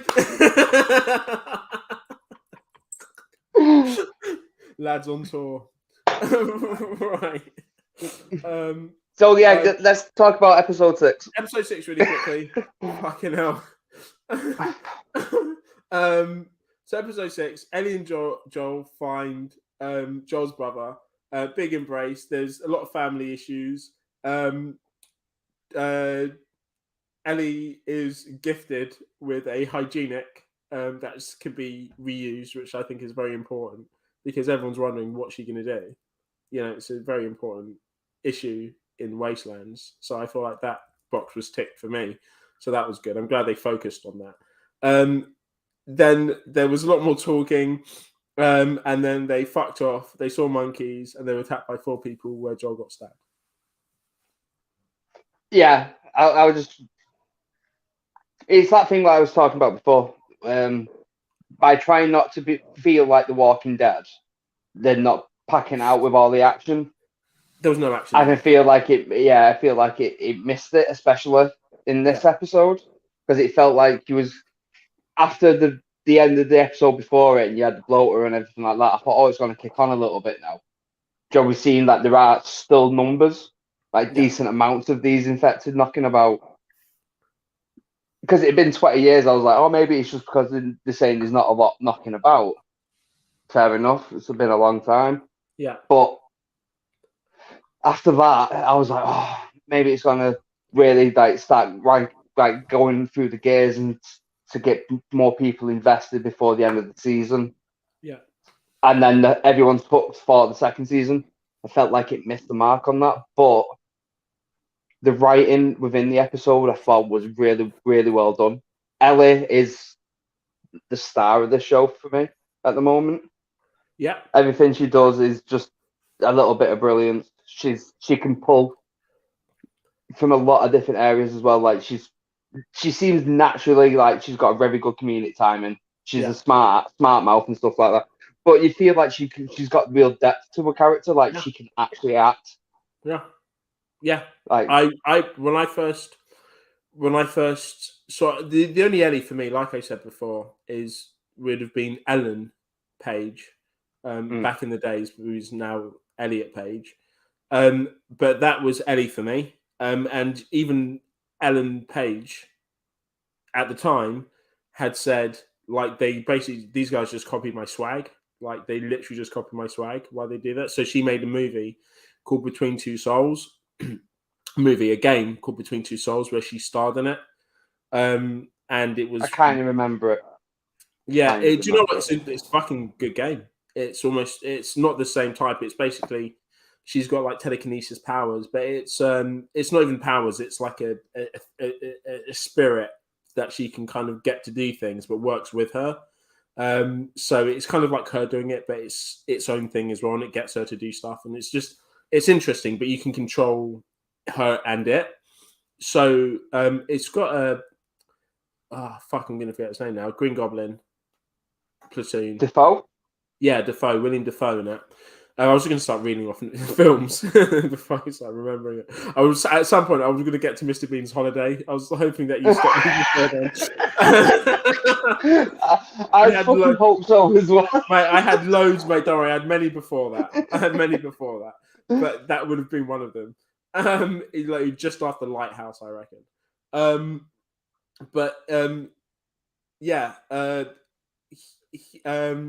Something you've done, you look like everything's a bit better now. You don't look so distorted. Everything is a bit better now because I've just had a cig, so everything's always better after nicotine. No, we're on about your internet. Yeah, it just looks better. Your internet's cleaner. It's not freezing as much. It's not freezing. It's not static. You were just a big blur before, yeah. Oh, okay. You kept on looking like you was doing that weird thing, Joe, and you rub your teeth and you put your lip up. You were better for the view, I suppose, if I'm fucking pixelated, so that's cool. Yeah. I was talking about like Ellie in this and how brilliant she was played in episode 6. And I was just saying, like, at the start, like how I envisaged Ellie was Ellen Page. Like back in the day, because when the game first came out, she was Ellen Page. And that's how and she basically said Naughty Dog just stole her swag, her style, her like how she was, like her kind of Juno attitude and things like that. So then she came up, she voice acted a game and starred, and it was facial recognition in a game called Between Two Souls. So that was her kind of fuck you to The Last of Us. Between Two Souls was good, but it wasn't The Last of Us. The Last of Us was better. She should have done that. It was kind of, but it was like the same character basically. That's how Ellie was to me. It was like Ellen Page. The fact they called it Ellie as well, I feel like was certain nods to the character, but nevertheless, or the person, should I say? Yeah, that's how I envisaged her. So to see any other actor play Ellie, I was going to be like, it's not the Ellie that I know, that I played as and seen and whatever, or the Ellie that I would have wanted to see in a live action. But yeah, like hands down, like the best part of the Last of Us series, like by far. Yeah, the range is incredible. What I loved about this episode 6, again, I can't remember it in the game. I think I would, because it would be. I don't think there was this much drama in the game, to be honest. There was a lot of it, but not this type of drama. But her moment with Joel where she overhears him and his brother talking, and they have that that ditch me thing, and just the fact that she's going to be more scared and stuff. Like my heart, like. Yeah, I was like, wow, that's levels right there. So is that panic attacks or is it angina what he's going through? It's not really a thing in the game, as far as I'm aware. Yeah, another thing as well. It's a little thing. So they made him a little bit more of a pussy in this than he is in the game, because Joel in the game is there's not one point, even during cutscenes, does Joel hesitate. Like even for a second, he either knows or he reacts, and it's always quick, and he knows what he's doing. So for me in this, it's one of those things that I understand because it gives substance to his character. Obviously, more of a real element to his character as well, because. Obviously, someone going through the trauma of losing his daughter, people around him, what he's done during this time as well, it's going to have these lasting effects. So from a live action point of view, I kind of understand why they've done it. But at the same time, it's the only element of the live action where I've gone, it's not the same Joel. So Vicky's just popped her head in and said, it's not angina or panic attacks. It's just because he's not met her yet, which is a relief to me. Deep down, like I'm glad Joel's all right. It's just like he's not met my wife yet. Yeah. She's pissing herself in the corner. If he'd have met her, you'd be referring to her as your former wife. Yeah, that severe anxiety of never meeting the woman of his dreams and his true soulmate. That's what it is. It's that missing piece of his heart. Yeah. That is Vicky. Are we all in consensus here that actually what's happened in the live action was just a very real reaction that they just decided to keep within the live action, and that reaction was caused by the lack of Vicky in his life. It was apparently those off-script ad-libs that happens with all actors, where they go off-script and they just do their own thing for a minute. Show their heart to the world. And the writers have gone, that's interesting. Let's keep it, and we'll probably write it into the story at some point. But actually, it is just Pedro realizing that, given the opportunity, he didn't get his dick out for Vicky on Twitter. Like, that's it. That's literally it. I now dare any of you to watch episode 6 back whenever he has a panic attack and not feel that attention, not laugh. I dare you. I can. It's the only logical explanation. It's the only logical explanation. It is. That's it. We just practice. I agree. She's a dickhead for that, though. But she's also, but Mike, you can't hate the truth. I know. I can't stand in the way of true love. Like, obviously. You can't. She needs to go and live her best life. Yeah. She's still going in and gagging to herself. You are simply the filler, Mike. You're the. I know this. Yeah, I'm very you're thick at fill. I'm very good at filling. Mike, But you're the bridge. You're the bridge. Yeah. I'm the bridge necessity. between Placeholder. Pedro's heartbreak and then meeting my wife. Yeah. You're the equivalent of like a reserved sign on a Weatherspoon's table. Yeah. That's my favourite way I've ever heard anyone described ever. That's what you are. And it's okay. I can live with it. I understand it. I understand it. I understand, like, you can just try it. You never know. You might get moved on. You might not. You might be lucky and you never turn up. I don't think I've ever heard of anything sadder than the thought of a reserved sign on a Weatherspoons. Like someone has reserved a space at Weatherspoons. I mean, that is probably the most tragic thing I've ever heard. You might think I'd be insulted by that, but far from it.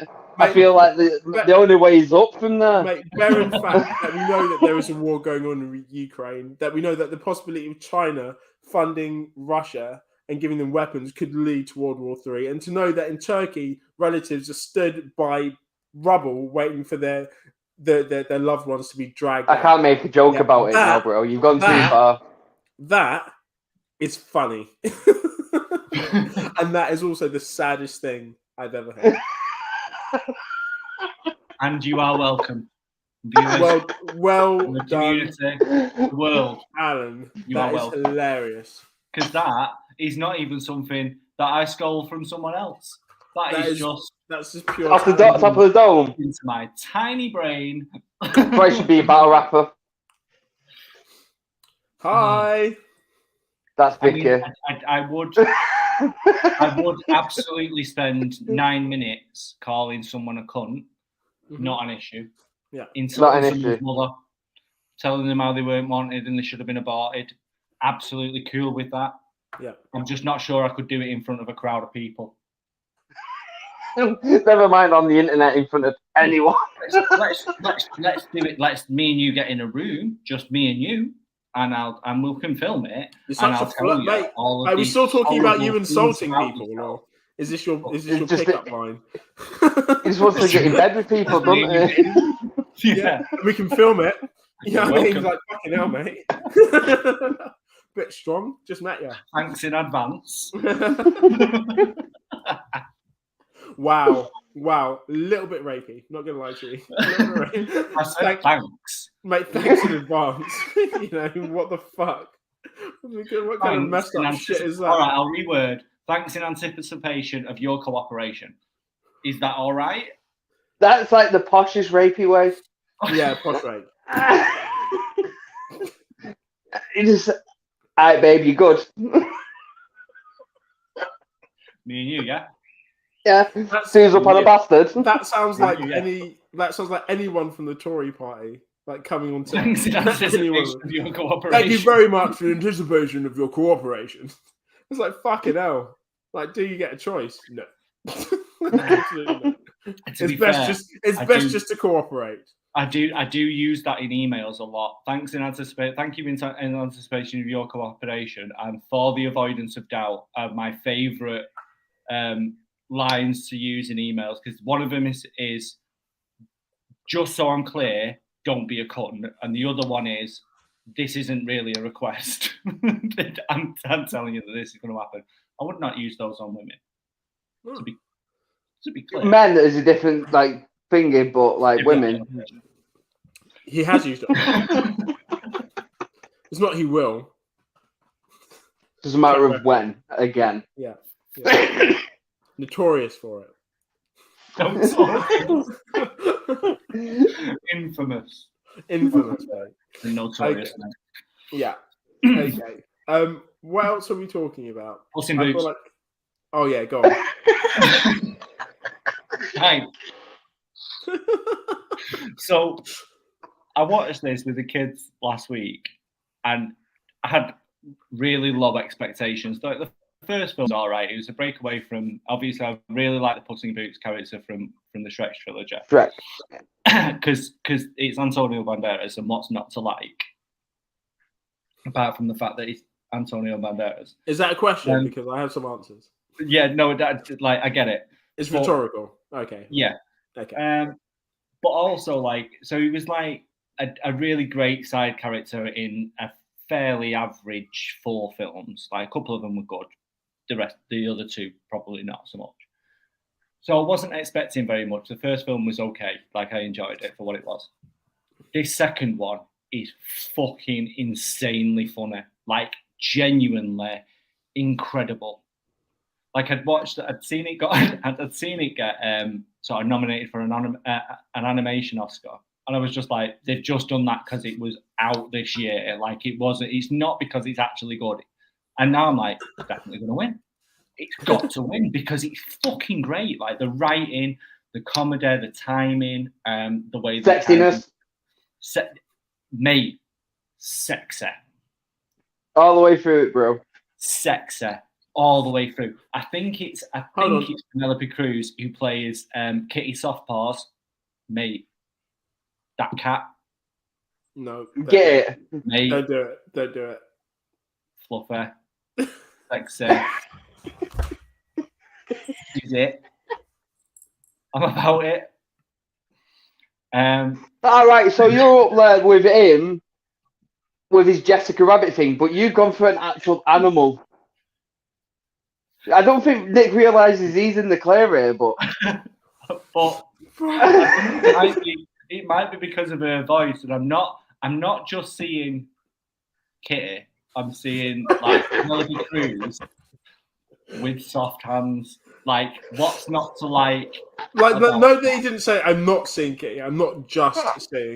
Like, there's no part of what you said with soft hands. This is like, do you remember we talked about being live and then it's going to stay on the internet forever? Mate, I swear to God, like, no.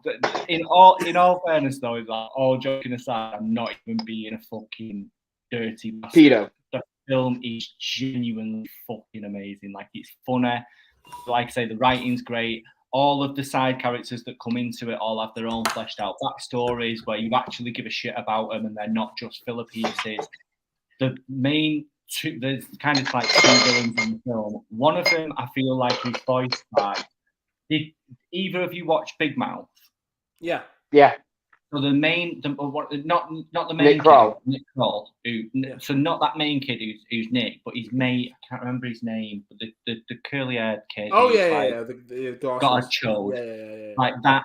So that kid, I feel like, but I feel like that's the voice of one of the villains, because he just sounds too much like him for it to not be. And all the time I'm watching it, I'm just seeing all of the inappropriate jokes that could come from his mouth. So that was just immediately funnier.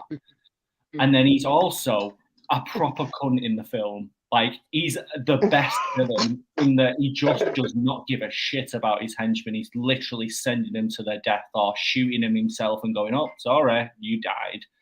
It's fucking amazing. And then, is it not just going to build psychopaths of like 7-year-olds? Yeah, but like in a really good way. In a good way. In like a really productive, really proactive way. Like, well done. Well done, DreamWorks. You've actually just put in a contender for fucking How to Train Your Dragon. Because if you make a third film that's as good as the second one or the first one even, it really stands a strong chance of taking over How to Train Your Dragon. Genuinely. And you know how much I love that fucking franchise. Like, and Harry agrees. Like, obviously we had this split sort of differential between he loves one trilogy and I love the other, but we kind of, in this weird DreamWorks Venn diagram, we come together in Puss in Boots. It's just really fucking good. Like, really, honestly, I can't speak highly enough of it. Great. The other villain, who's this wolf guy, intimidating as fuck. He's like the Thanos of the Puss in Boots universe. He's just evil and genuinely scary. Is it the big bad wolf? No, so he's kind of a sort of mild spoilers, I suppose, but he's essentially death. Great, because the whole story of the film, which you find out like early doors, is that Puss in Boots has had 8 of his lives and he's on his fucking 9th one, and death's arrived to kind of sort out, shuffle him off his mortal coil. It's time now. Come on, like you've never met anyone that can kind of match you. Blah blah blah blah blah. You've got no fucking chance, and he's really intimidating as fuck. And then the second villain comes into it in the mission that they go on to kind of progress the story further, sort of thing. But they're both equally very, very different, but very, very good. And it's just done really, really well. The animation in it as well is split between sort of traditional DreamWorks animation, and then they've switched to like during some of the fight sequences and stuff, they switched to like the Sony style into the. Yeah, I was going to say it's like quite comic effect. I saw in the trailer. Yeah. So they switched to that, but they switch between the two, and it's really seamless and it really fits. So initially when I was watching it, I thought it was going to drag me out of the film a little bit, but it really doesn't. It just adds to the way that they do, like the way that you watch it and the way that they do it. It's just really kind of intelligently done. I genuinely. Really, really quickly, just while you're talking to me about the animation and the characters portrayed and the voice actors and things like that. Is it all cats that you're attracted to, or is it just talking cats? James Corden in Cats, being a big fat fuck. No. Because however, you do currently have a cat, which I'm now. I've more than one, haven't you? I've got 2 cats. I'm not attracted to either of those. They're safe. But there's some that you are.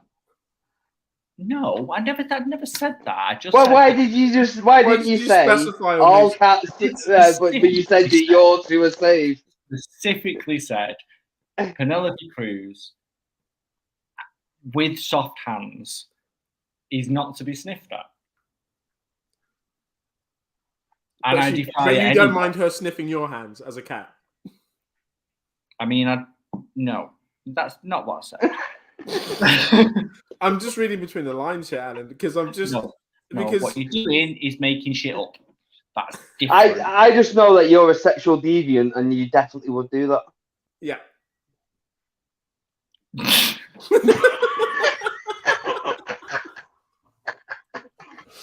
If a cat came up to you, voiced by Penelope Cruz, moving like with soft hands, you're telling me that I don't even know if she fucking plays the character. I'm just assuming because of the accent. Wow, racist. I just need to be clear on this. So let me just. It's got to be Selma Hayek. So a bit of bestiality, a bit of racism. Might actually be, but equally, like I'm fine with that. Wow, it's like he doesn't understand what you say.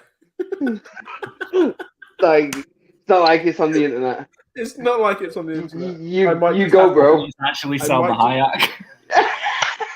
Alan strikes again. So, cheeky sprinkling of bestiality, slight bit of racism. This is Alan. Or at least xenophobia. One of the two. To be fair, it's not racism, is it? They both sound the same. I've got no. There was no indication. Right then. Okay. So I like to just say on behalf of Red Line Picture that we don't condone any type of racism at all on this channel. Unless it's funny. Unless it's funny. We've just given Alan a chance to calm down, to browse through some of his kitty catalogues, so we can then return back to the stream. Bring him back up. I've got a serious question to ask him. Alan, so do you like toilet play for cats? Do you have to stand in a sandbox or not?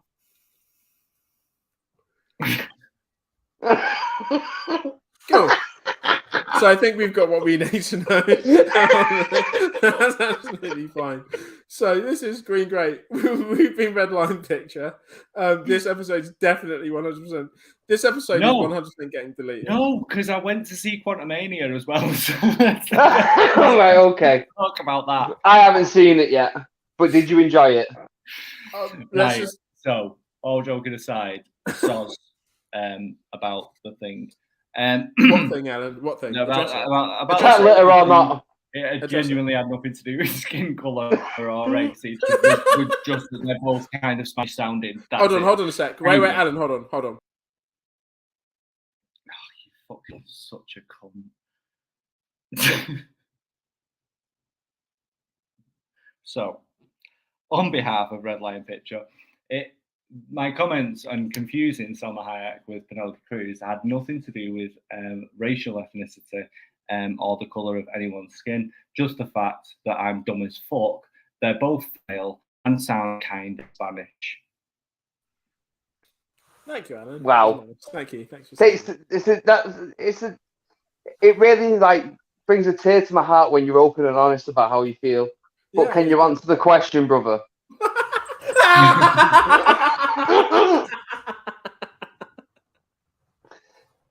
Answer the question. Mate, the internet needs to know. I bet you wish you didn't put Puss in Boots as a real one now for your tag. What was the question? So, the cat's toilet play in kitty litter or sandbox? No idea how cats toilet play. Although I imagine not necessarily in a sandbox, because that's not what my cats use, but or what all cats use. But yeah, I've absolutely no idea. I know your cats are special, aren't they, Alan? They are special. They can go to the toilet like a human toilet. Can they do any other? I'd love to train them to do that. It'd be fucking. It'd make my life so much easier. I do not enjoy picking shit up in the morning. Do you do anything else with your cats like humans or not? What do you mean? Like, so let's talk about Quantumania. What did you think about that? Anyway, did you enjoy it? Right. So yeah. So on Sunday. So Georgia's obviously she's 10. She's been getting into some of the Marvel stuff, and she's been kind of cherry picking bits and bobs to watch. On Sunday, she watched Wakanda. She really wanted to watch Wakanda Forever. She watched it Sunday morning. Then Sunday night, I just booked tickets for me and the two kids to go and see Quantumania. We had different opinions. So me and Harry were kind of aligned. She really, really liked it, and I think that says a lot about the story or the plot or the lack thereof. So it's not something that I feel either of you will overly enjoy. It's not. It doesn't really progress or feed into the larger narrative of the MCU. It just feels like. So we've all watched Loki, and we've all been introduced to Kang as fans of the MCU. This does that, but for everyone that didn't watch the series. So if for everyone that didn't watch the Disney Plus seasons of all the different things, and they didn't specifically watch Loki, Ant-Man, the new one, kind of introduces you to Kang, what he is, and how much of a fucking beast he is. It does that really, really well in terms of there would have been, so there are certain aspects of the film where you get introduced to him where you, as a fan, I already know who he is. So immediately I was like, there's no reveal coming here. I know who this guy is. And all the way through sort of the first two acts of the film, they're referring to him as him, or we don't want that guy to find us, or he's the conqueror. They never specifically say Kang. So and that's built specifically for people that didn't watch the Disney Plus shows. I get it. So it's teased throughout the film, where I was bored at this, but I was it's just, I know who it is. It's fucking cool. You've just introduced me into him in the first. He's in all the trailers. Yeah, and I know because. So just right there on the poster as you walk into. You're just being a dick about it. There's no need for it. But for Georgia, who hasn't watched Loki and didn't know who Kang was, she was really invested. She was she wanted to know who this character was. She wanted to learn who this person that they was talking about was going to end up being. So for new people coming to the MCU, it's great in terms of the way it builds the character like that. When you get to Kang at the end, I didn't think we was going to get a Thanos level threat to the MCU. Jonathan Majors is a fucking beast. Terrifying. Pretty much. A beast. He is a big cunt who will crush. He's still super swole anyone from like the Rocky film and stuff as well, isn't he? Mate, Like, he's ridiculous. So the level of brutality, the way he fights, because you do like that's not a spoiler. You see him fight sort of towards the end of the film. The way he interacts with other characters and how threatened he is and how frightened of him people are is absolutely appropriate. He's fucking terrifying. And the way he fights is incredible. Like, do you remember when we got that scene with Thanos and the Hulk? he smashes him. Yeah, when you just like, oh, the Hulk's actually not a threat. He's just fucking chopped into the neck and kneed him. Like he's just not a threat. That's kind of like what Kang is in that he's just very, very, very fucking brutal. Loved it. Absolutely loved him in the film. The comedy kind of hits a little bit. It's a bit silly at points, but not like a Thor Love and Thunder silly.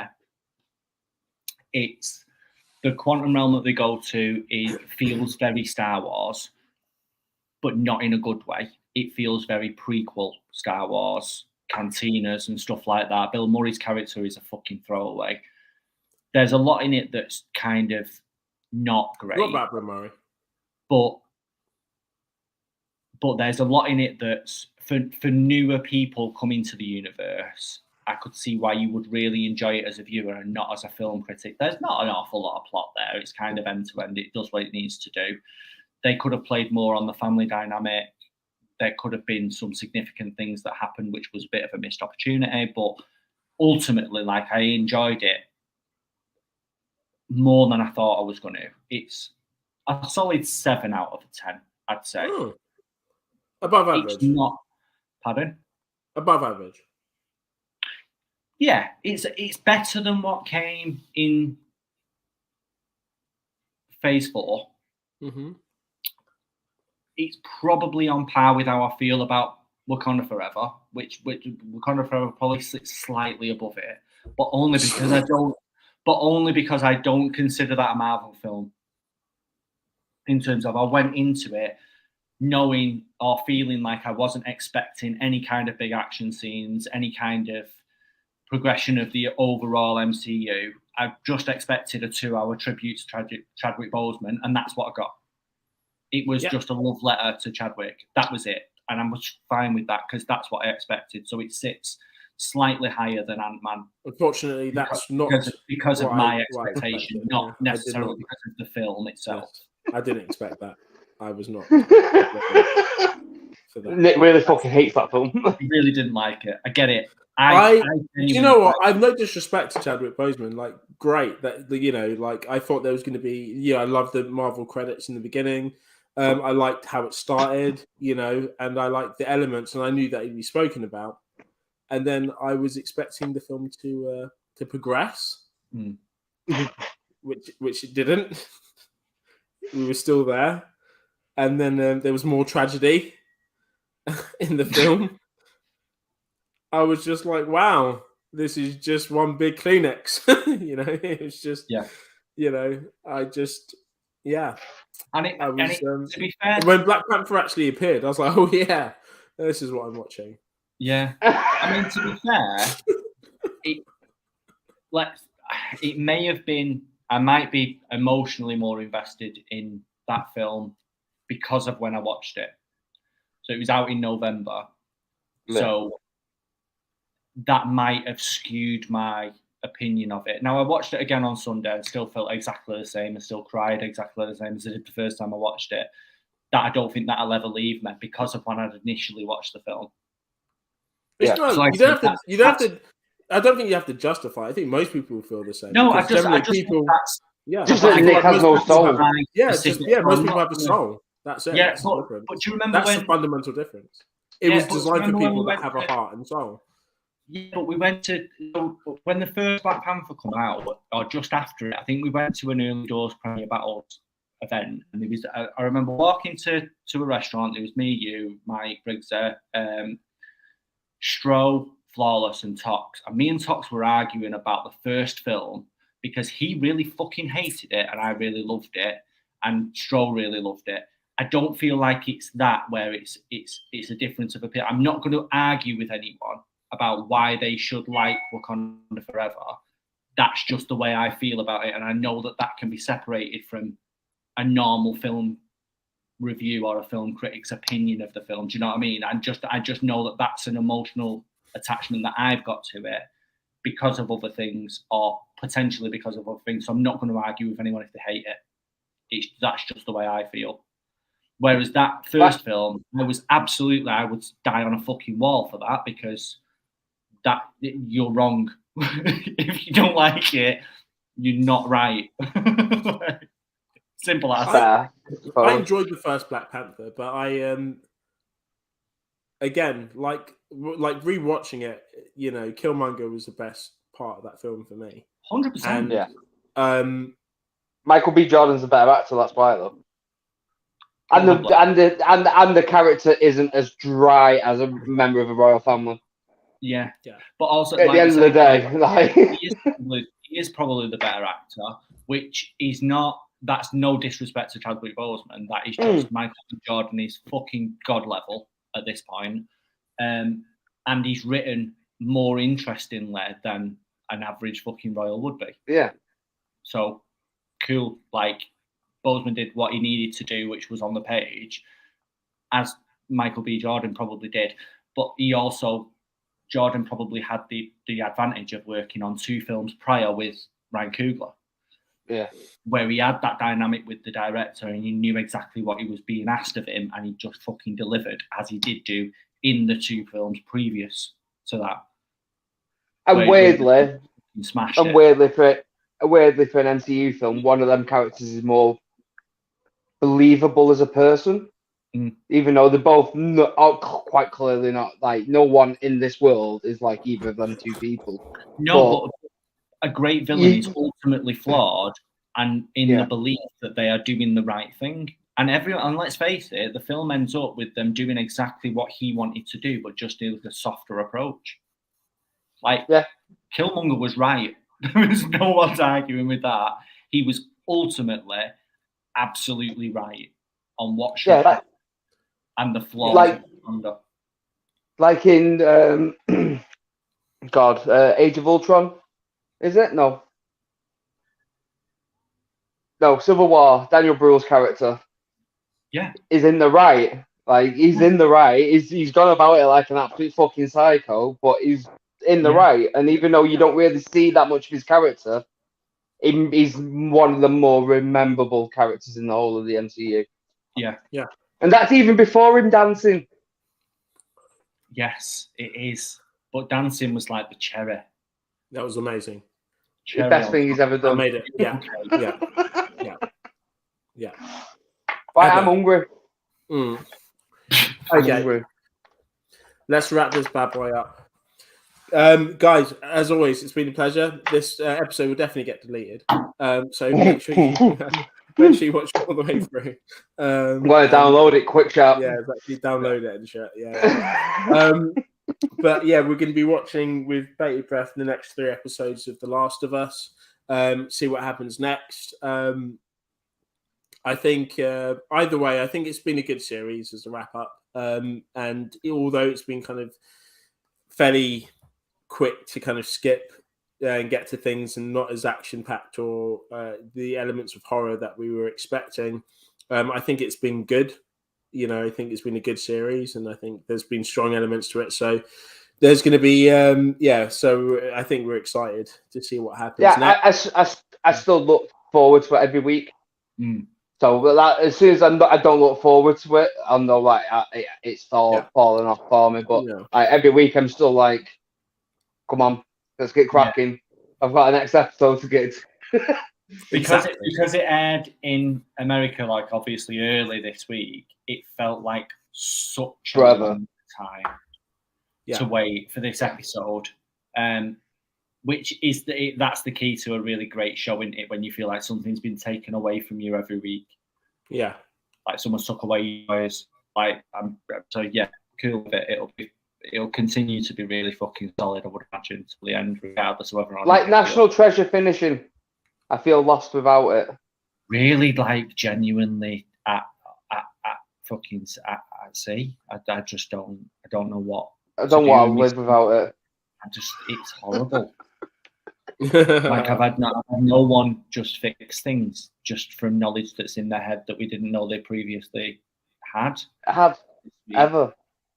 Like the ability to become a spy or reasoning, and I've not watched anything where they had full 10-minute lines of dialogue that was just exposition of showing you why things were being done. I just don't. It's horrible. Shout out shit teller. Shout out shit teller. Shout out to everyone that we mentioned earlier. The reason why we mentioned all those platforms earlier is because I knew that I was going to be too pissed to remember them. So just shout out. Watch the first 5 minutes of this podcast and then you find the shout outs. Shout out to my co-host Mike. Mate, how's the Negronis been? Well, the first Negroni was mint. Then I had a Boulevardier, which was even better. Then I was just finishing off the rest of my wild turkey, so I'm out of that now. And how's the buds been? Negroni you made? Was it the one that you texted us the other day? Yeah, the Negroni. Yeah, so it's sweet vermouth, a rhubarb and ginger gin, and then so. We all know, and I love Aldi for everything what he's ever provided to me. But when they made an aperitif and called it Aperine as a cross between Campari and Aperol, I didn't know what to expect. But it makes a lovely, weirdly candied fruit version of a Negroni. It's like halfway between a Campari and an Aperol, so it's not got the sharp bitterness, but it's not got the overly sweet notes of Aperol. And it was £6. So I bought it just on a whim, basically, and then I bought 2 more bottles of it, and now this is all I've got left of it. So I need to go and see if they have it any more of it. I'm just really about that's a thing in the world. Just the whole flavour set of that Negroni just sounds. It's absolutely lovely. If I had maybe a slightly better vermouth or a fresher bottle, because this has been open for about 2 weeks, it'd be even better. But you've got a good 6 to 8 weeks on a bottle of vermouth before it starts turning into vinegar or whatever. But I was surprised because I didn't know what to expect with the rhubarb and ginger gin, the Whitley and Neal one. So it's still 43%. It's not like a liqueur. The Whitney and Neal gin is fucking delicious. Yeah, so it's 43%. So it's but with that, it's lovely. Candied fruits with a slight little bit of bitter blood orange, zest. Lovely stuff. I'll have to see if I can get another bottle of the Aperine so you can drink it, because I've still got another bottle of that gin. So. If you do have enough Aperine that turns to vinegar, you can always throw it on your chips. Good times. How's your Budweiser gone? So work's going to be full tomorrow. Have you only had 4?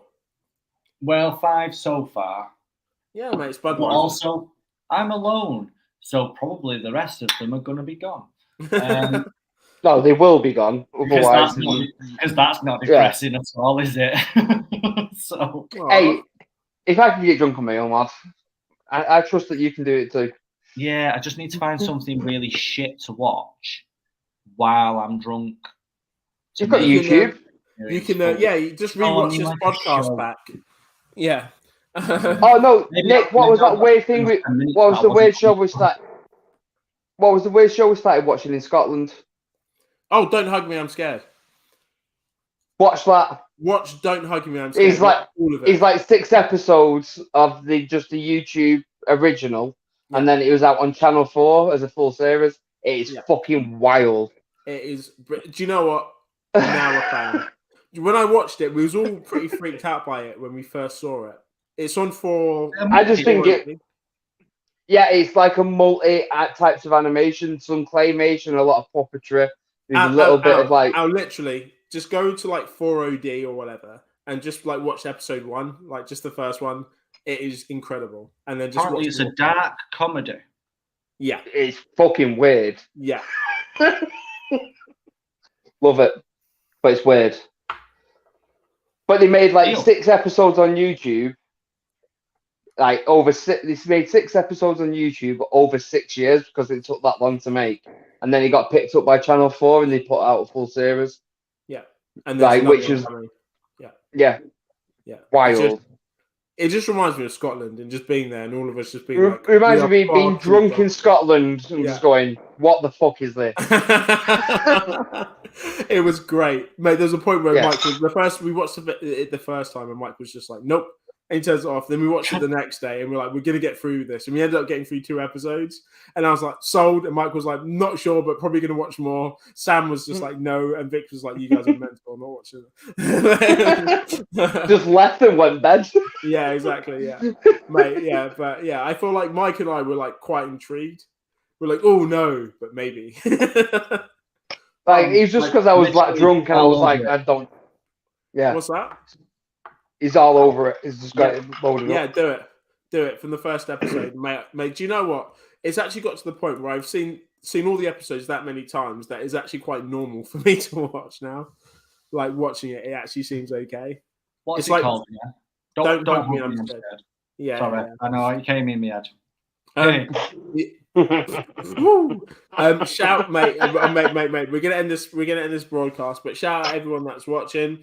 If you see Don't Hug Me, I'm Scared. If you have any thoughts on The Last of Us, if you feel the same way about Puss in Boots as Alan does, if you have watched Quantumania and have your thoughts about it, and what do you think about Wakanda Forever as well, let us know. Leave it in the comments. Shout out all the platforms.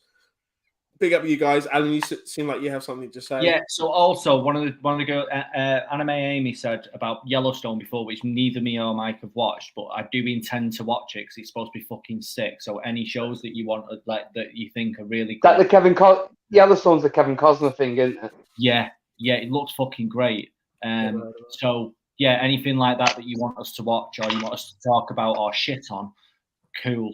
Let us know. Mate, we'll shit on anything. Get on it. The world is our toilet.